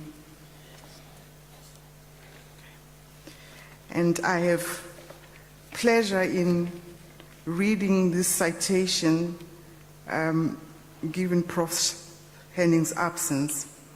In her thesis entitled A Follower-Centric Model for Employee Morale in a Safety-Critical Air Traffic Control Environment, using a mixed method research design, Lonel Coetzee explores and designs a model to measure and manage team morale in air traffic control centers. The proposed measure of morale and its drivers model could provide business intelligence and safety control critical environments to support management decision-making processes. The study integrates morale, fellowship, followership, performance, variability, and organizational culture, climate, and context-specific model. As a groundbreaking theoretical framework, the study contributes significantly to the aviation body of knowledge in both theory and practice.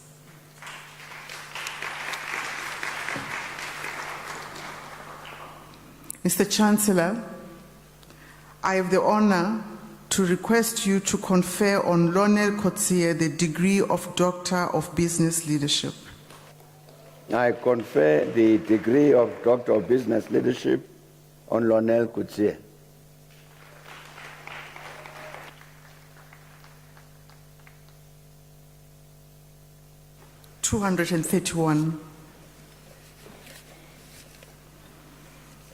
Mr. Chancellor, I have the honor to introduce to you Esna Zimba for the degree of Doctor of Business Leadership.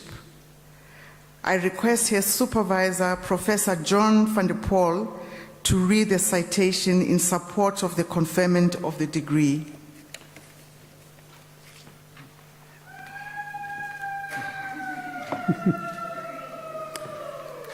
Mr. Chancellor, Madam Vice Chancellor, the low income base of the pyramid BOP environments favor manifestations of disruptive innovations by new technology-based companies, known as NTBCs. In a thesis entitled A Framework for Disruptive Innovation Capability in Basic the Pyramid Environments, Esna Zimba develops a conceptual framework on the strength of a set of qualitative propositions formulated from the scholarly literature. Through a semi-structured interview protocol, she collected and analyzed data following a grounded theory approach from 20 startup NTBCs. On the strength of the findings, the framework was enhanced to suggest that socioeconomic factors support BOP disruptive innovations. The study makes a valuable contribution to innovative business leadership theory and practice. I thank you.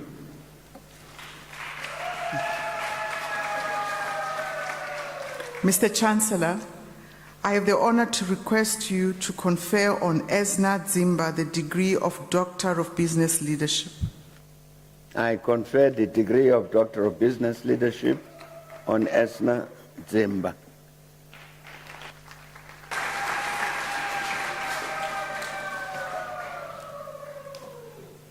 239. Mr. Chancellor, I have the honor to introduce to you Lancelot Nyaradzai Madondo for the degree of Doctor of Business Leadership. I request his supervisor, Dr. H.J. de Villiers, to read the citation in support of the conferment of the degree.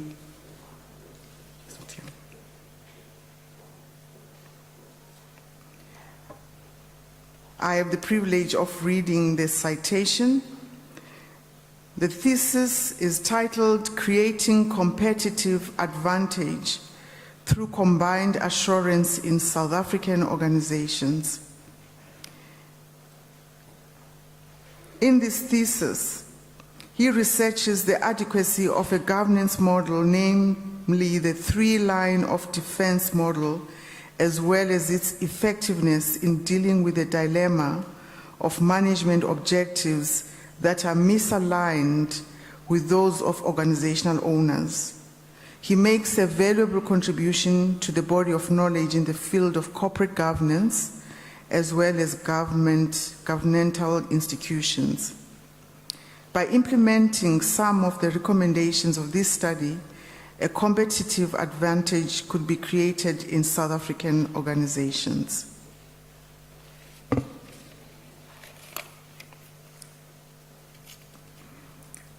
Mr. Chancellor, I have the honor to request you to confer on Lancelot Nyaradzai Madondo the degree of Doctor of Business Leadership. I confer the degree of Doctor of Business Leadership on Lancelot Nyaradzai Madondo.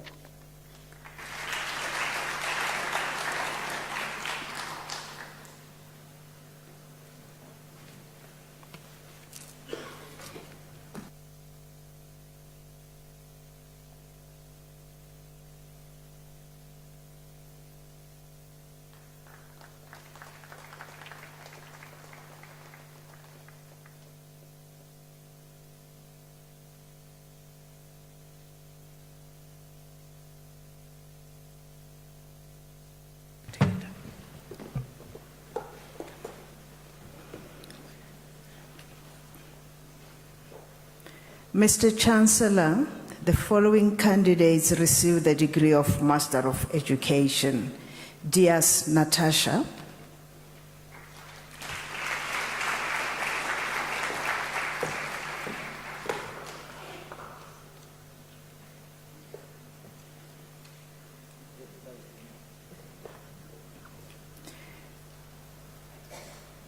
Dube Molebatsi Sylvia.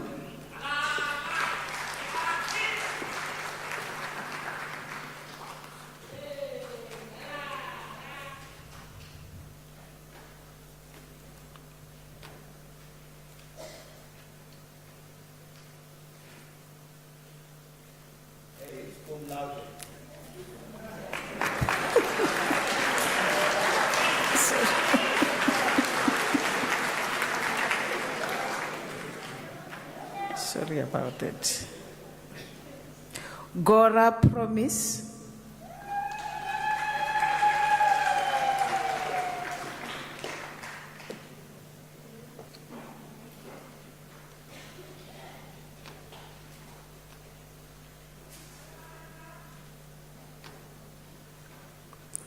Gumede Elina.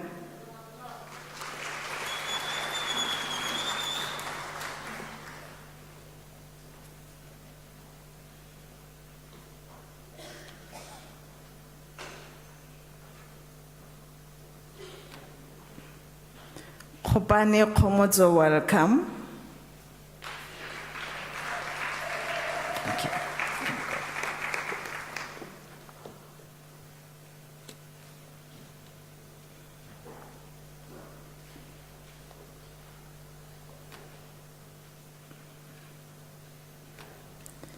Mabitla Ramadimeje Hermina.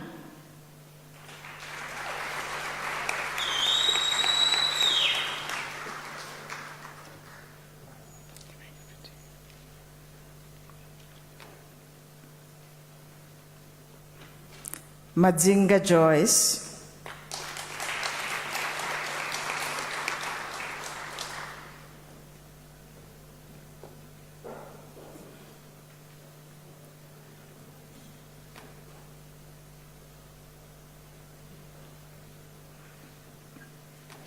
Magagula Tembi Baby.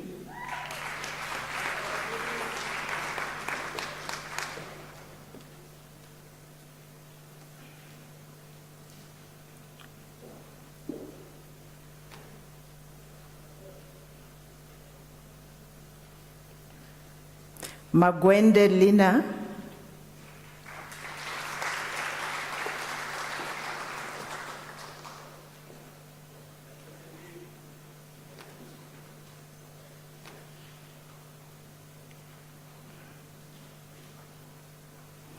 Mashapa Vutari Irene Joan.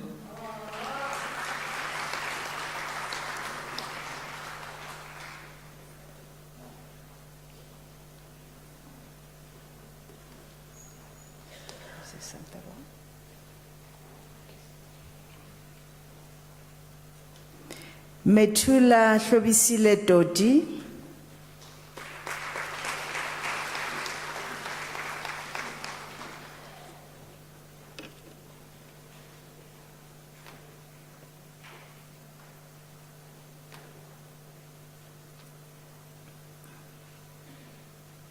Mkandla Justice.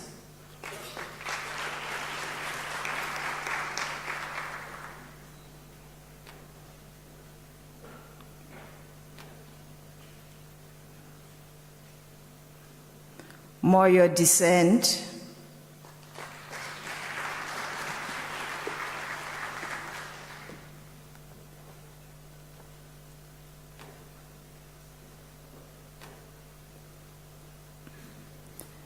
Ndlovu Tembelihle Gugula Basha.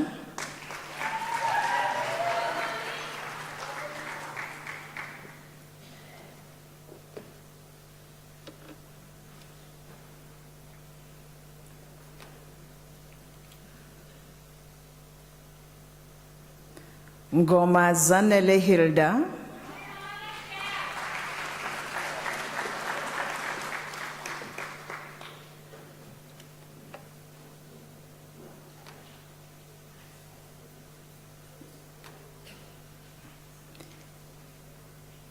Nyamutsamba Beauty.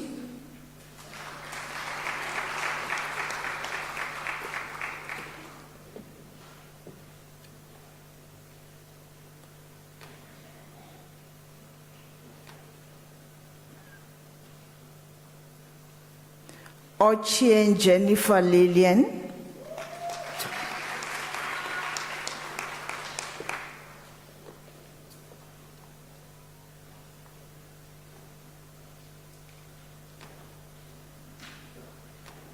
Mulu Shamila.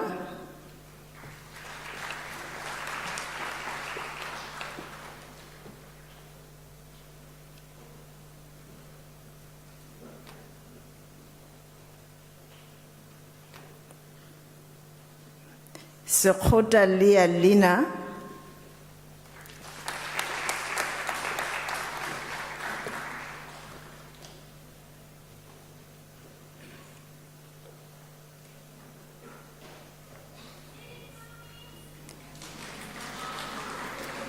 Seme Ephraim Zakele. Seme Ephraim Zakele.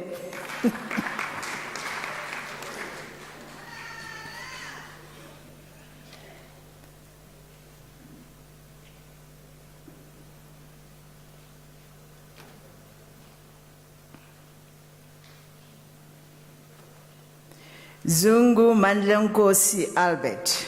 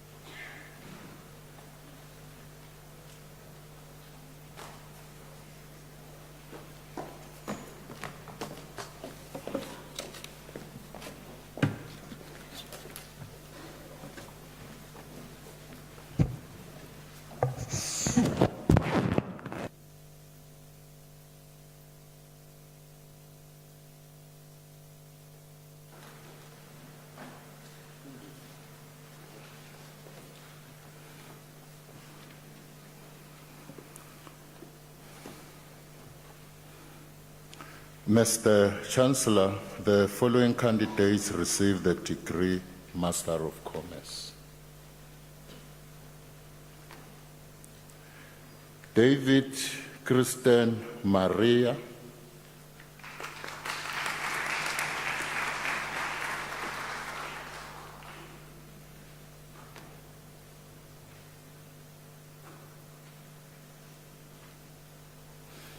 Magilezi Rembuluani.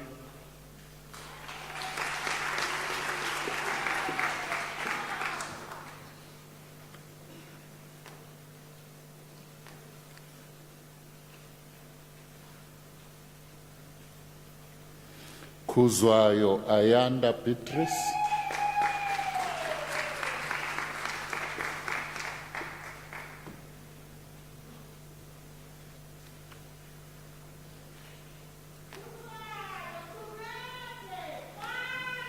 Mhlanga Molin.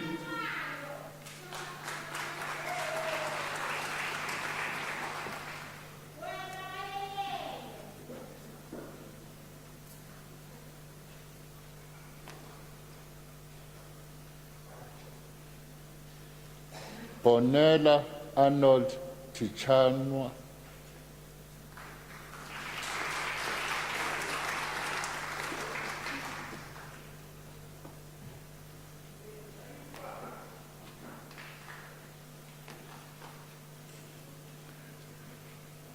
Silisho Refilwe Argentina.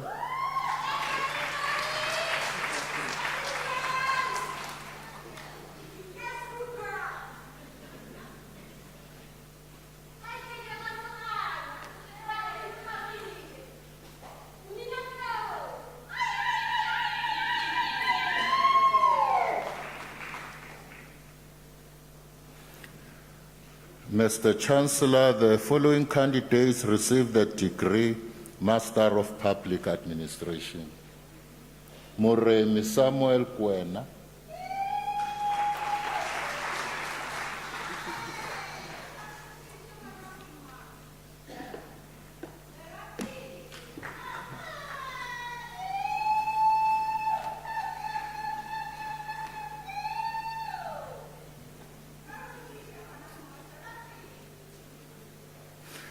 Mr. Chancellor, the following candidates received the degree of Master of Accounting Sciences. Khalogakwe Khalilitsang Lorato.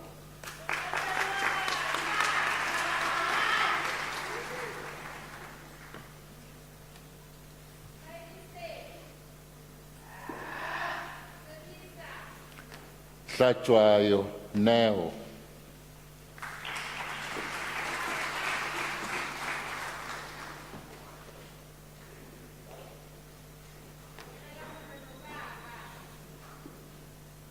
Molobi Aida.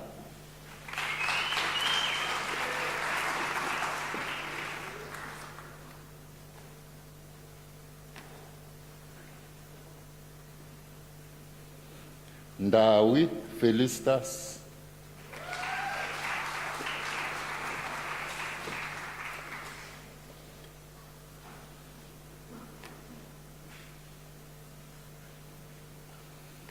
Nkomo Angela.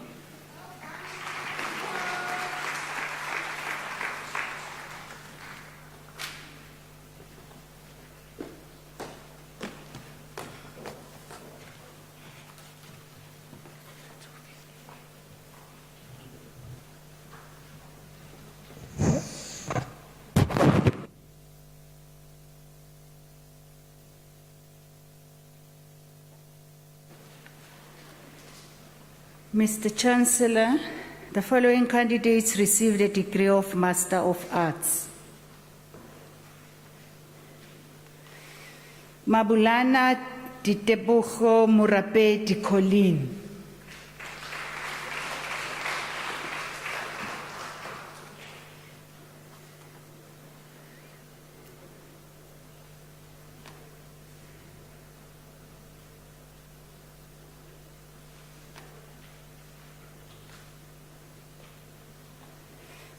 Ndawo Maureen Matinzi.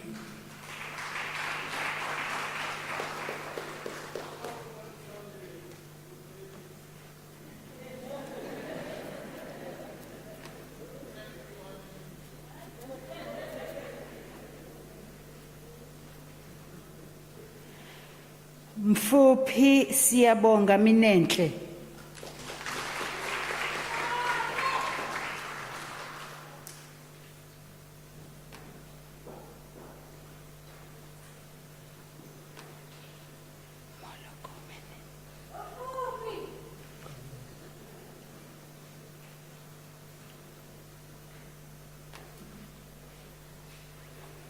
Molokome Letieka Aubrey.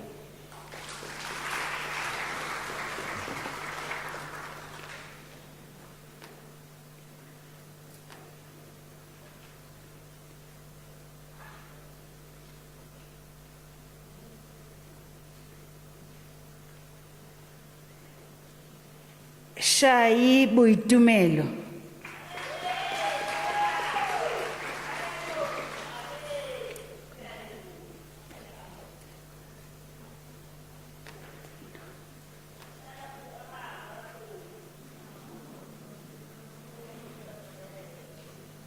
Shiba Tando Monica.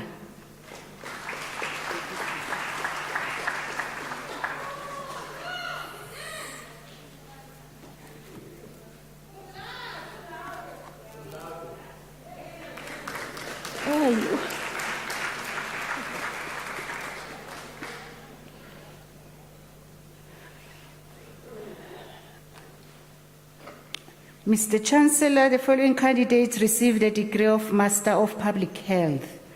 Mahamata Mapito Dorcas Grace.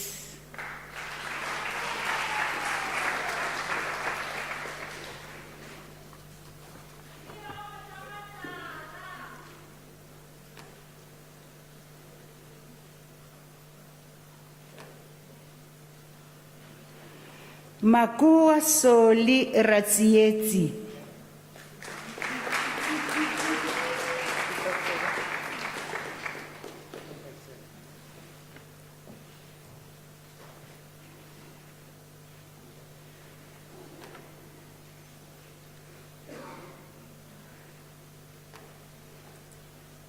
Mr. Chancellor, the following candidates received the degree of Master of Information Science.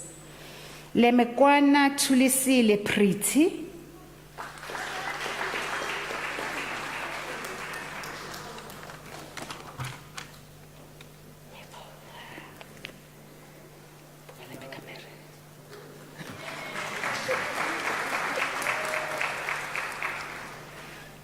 Majonjwane Joseph Ramochichi.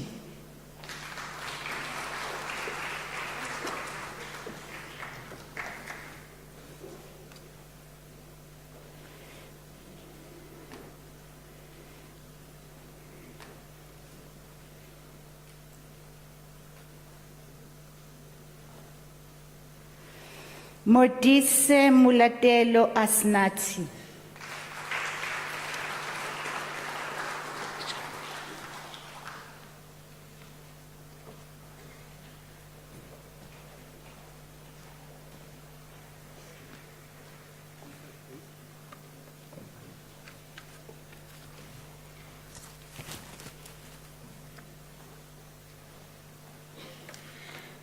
Mr. Chancellor, the following candidates received the degree of Master of Science. Abafe Ejovi Akbovue.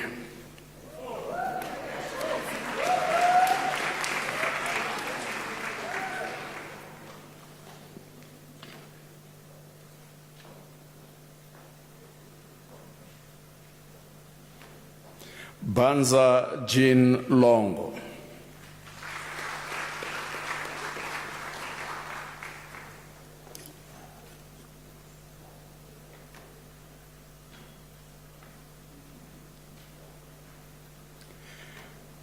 Ngumalo Sibusiso Halalisani.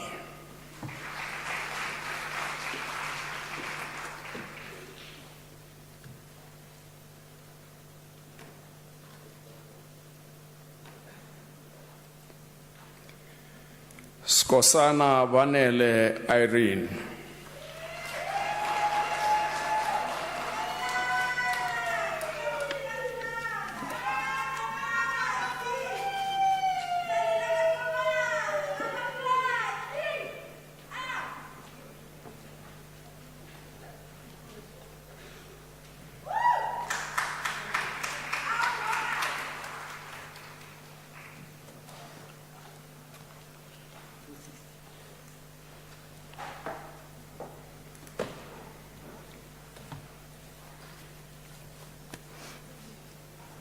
Mr. Chancellor, the following candidates received the degree of Master of Laws.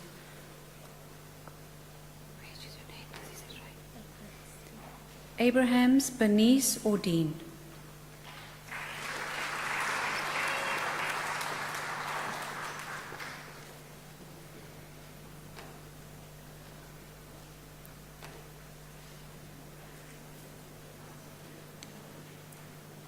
Bernard Owen Leslie.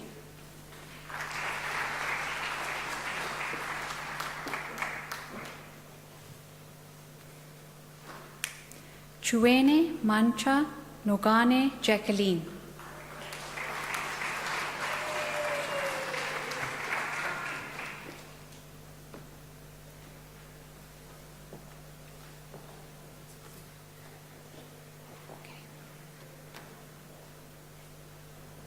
Finn Miranda received the degree cum laude.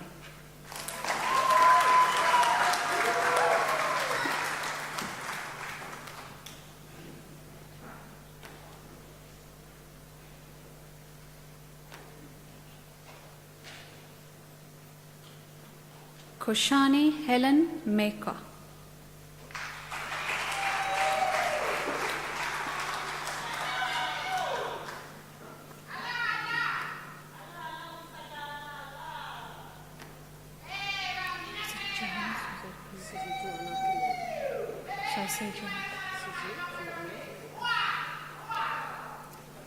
Suzette Johanna Kruger.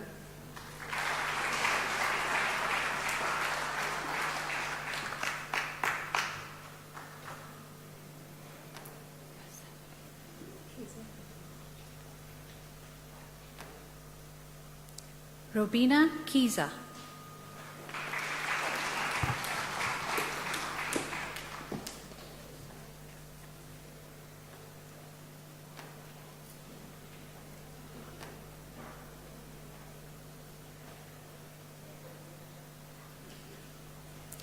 Patricia Jabuleli Dlamini Zabadzanzaba.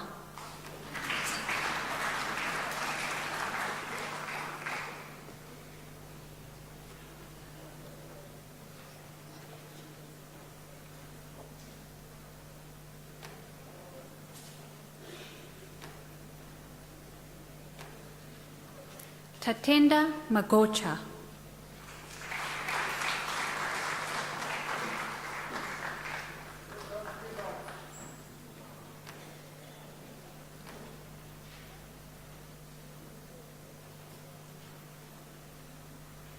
Nyengeterai Mangidza.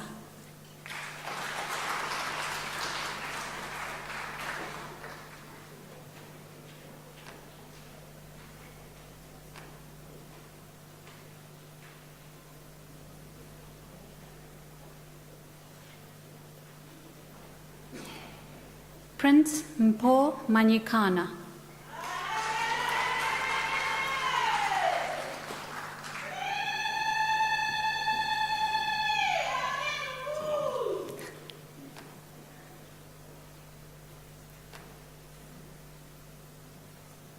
Trevor Nkolisi Malusi Busembo Nkize.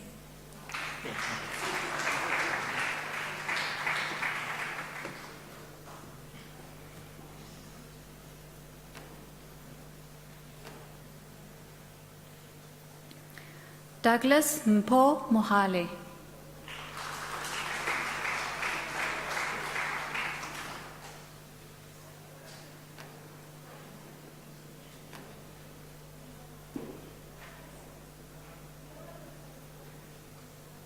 Ashton Mfari.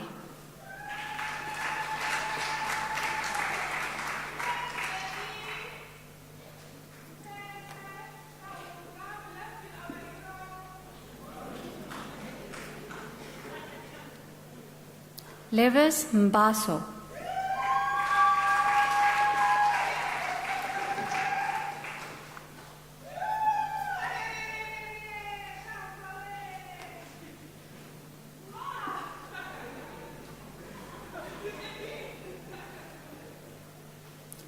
Michael Azwidiwi Ntintwani.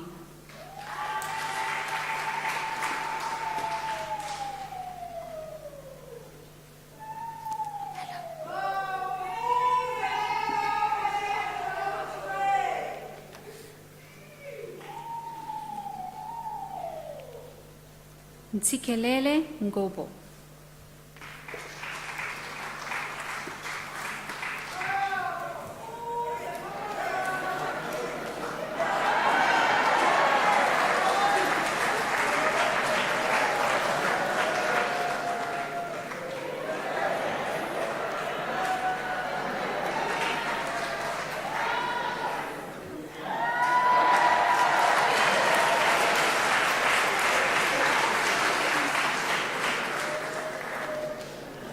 Langelihe Edith Mputi.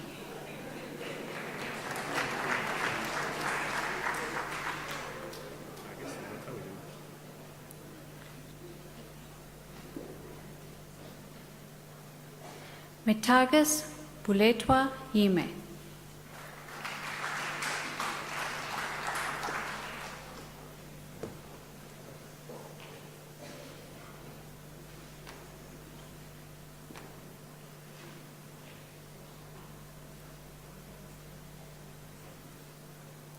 Dineo Selepe.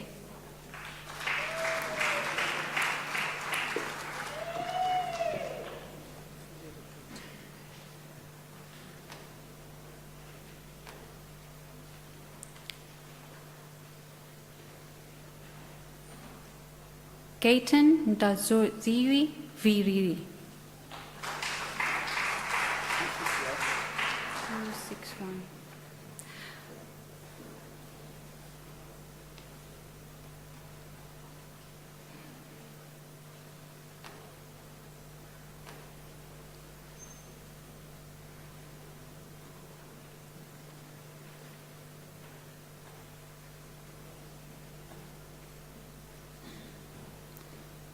Mr. Chancellor, the following candidates received the degree of Master of Arts. Wanda Joseph Zondi.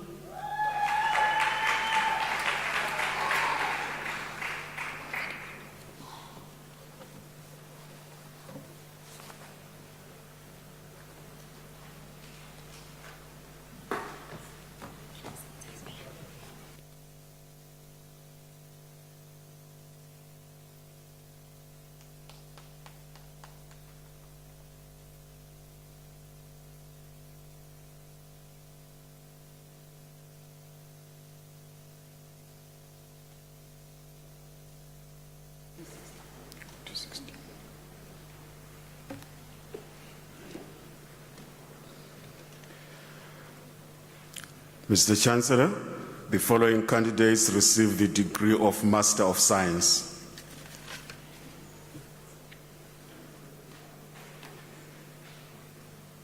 Chauke Faith Tlaisani.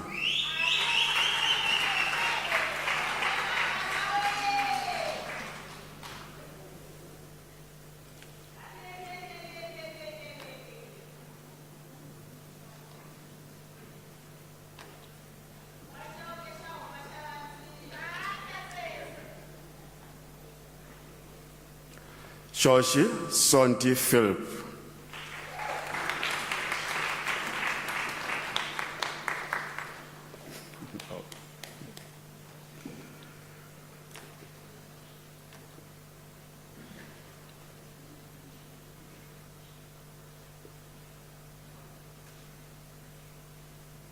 Hlengwa Charlotte Lungile.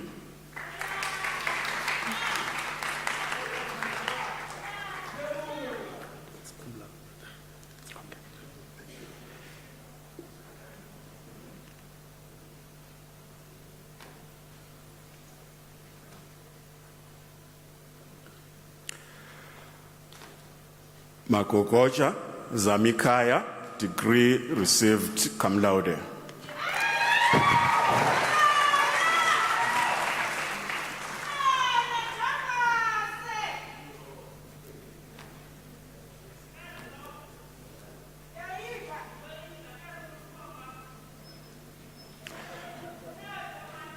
Mahoro Hangwani Emmanuel.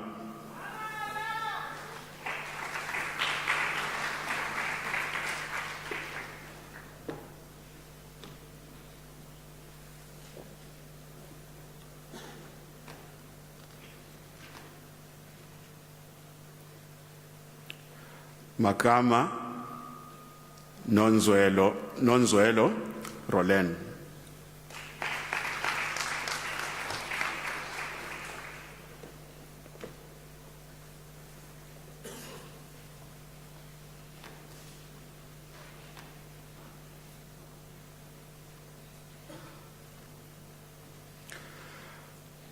Masava Vincent Mwendwa.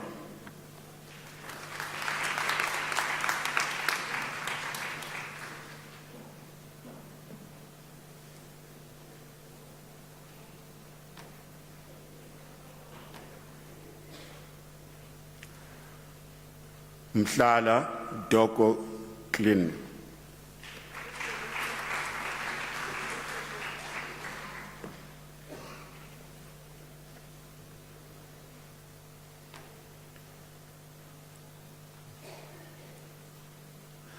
Munsami Wesley.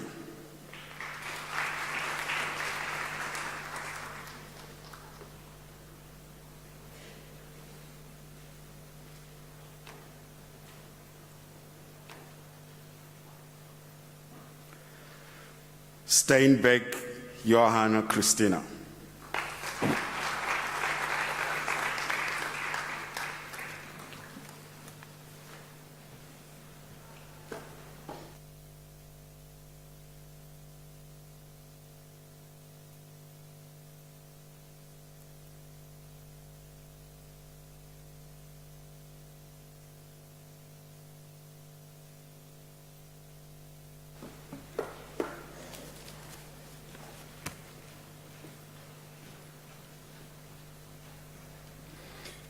Mr. Chancellor, the following candidates received the degree of Master of Science. Sindani Augustine Sifiso.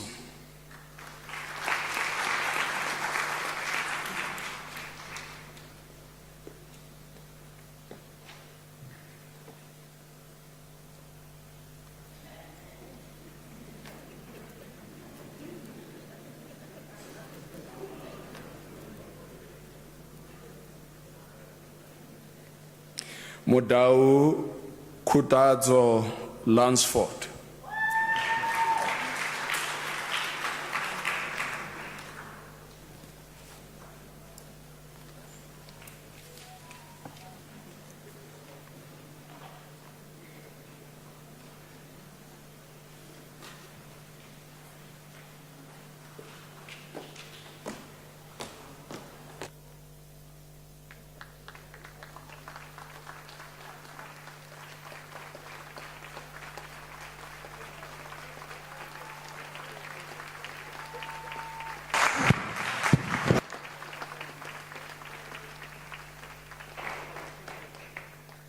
This is beautiful. Can we give them another round of applause?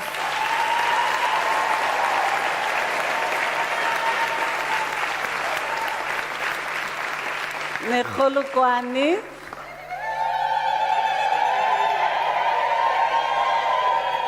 Nekholukwane.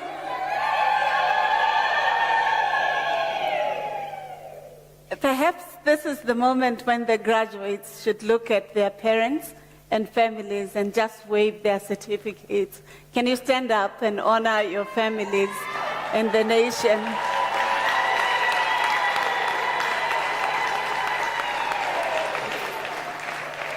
Can you also look towards your professors and lecturers and those who have been there for you in your writing? Thank you very much. We're truly elated. Mr. Chancellor, I have the honor to request you to congratulate the graduates on receiving their degrees. Thank you.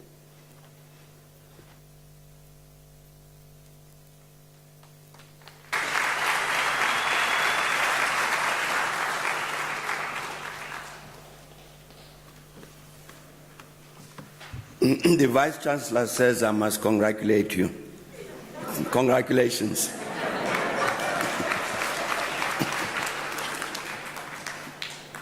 But Professor Puleng Lengabula, members of the UNISA executive management and staff, and the splendidly gowned academics who are sitting with us here on stage, who are here to support our graduates this evening, families, guardians and friends of our graduates, and most important, the UNISA graduates. Graduation ceremonies are a matter of great pride for the graduates, for their families, friends, guardians, and of course for the university. And there is something special about these ceremonies that has as much to do with the personal achievement of an important academic milestone and goal as it does with the ceremony itself.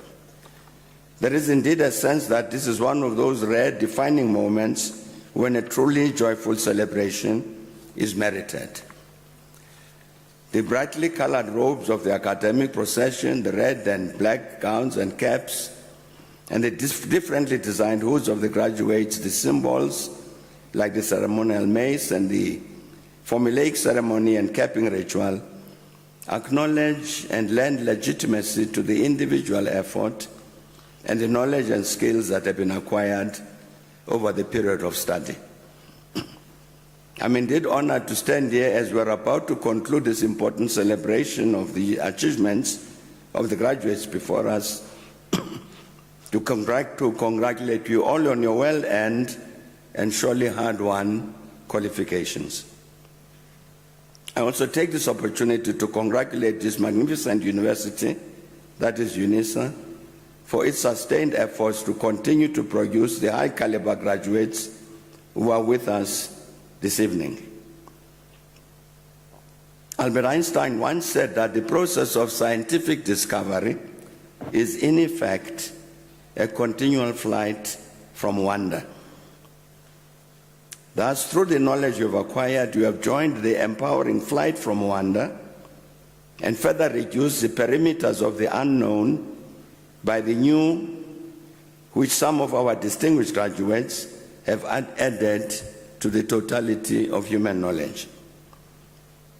Thus, does society as a whole join us here today to celebrate your success, since that achievement means that humanity has gained new capacities to help bring about progress and transformation for the greater good of all humanity. Your welcome success has also confirmed that through you, its graduates, the university continues to take seriously its responsibility to understand and appreciate the role that it needs to play in society. So, dear UNISA graduates, you have joined the ranks of the brightest and best in South Africa, our continent, and the world. And we, the spouses, the parents, the families, academic management and other staff, and indeed the country, our continent and beyond, extend our sincere and proud congratulations to you, and together we all of us say, very well done indeed. And we hope that your success will foster in you the desire and confidence to say, I want more and I can achieve more. Empowered both to help create a better world as well as attain personal progress. To the families, friends, and graduates who stood by our graduates and supported them in their studies, we congratulate you as well. Your support has contributed in a very tangible way to the valuable academic achievements we have gathered to recognize and celebrate. Ladies and gentlemen, thank you very much for your attention, and very, very well done indeed.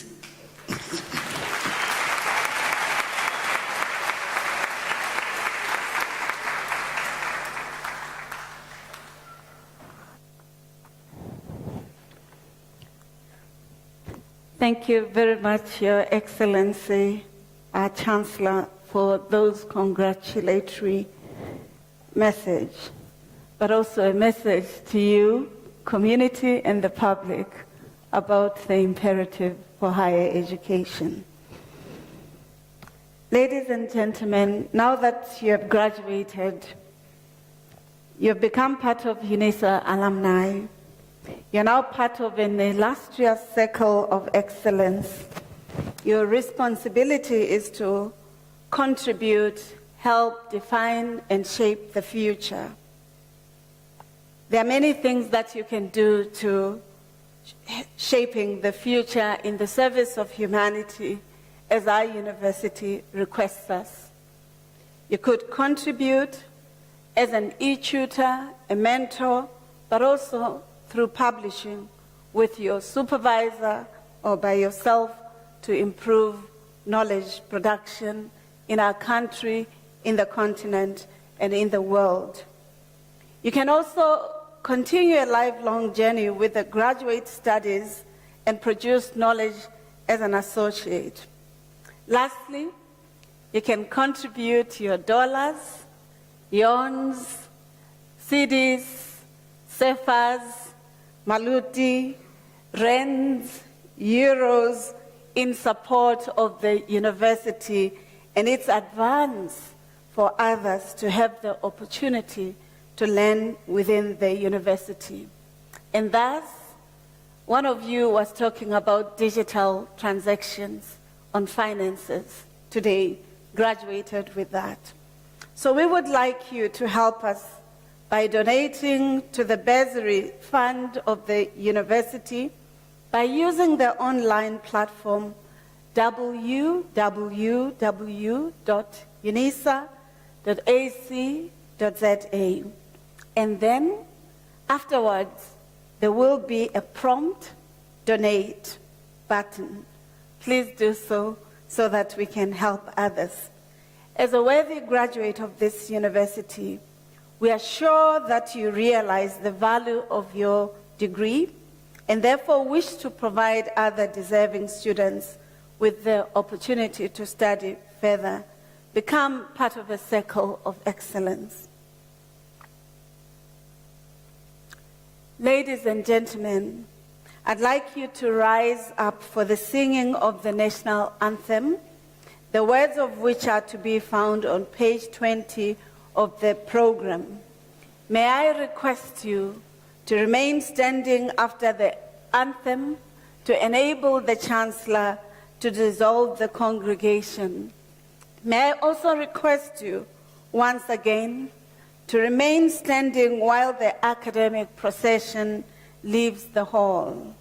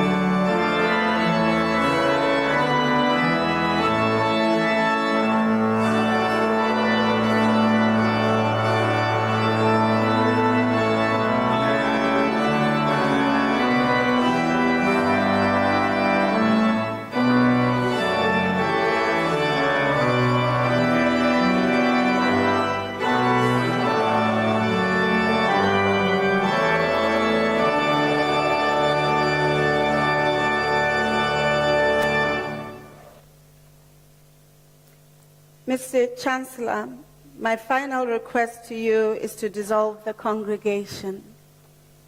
By virtue of the powers entrusted to me, I dissolve this congregation of the University of South Africa.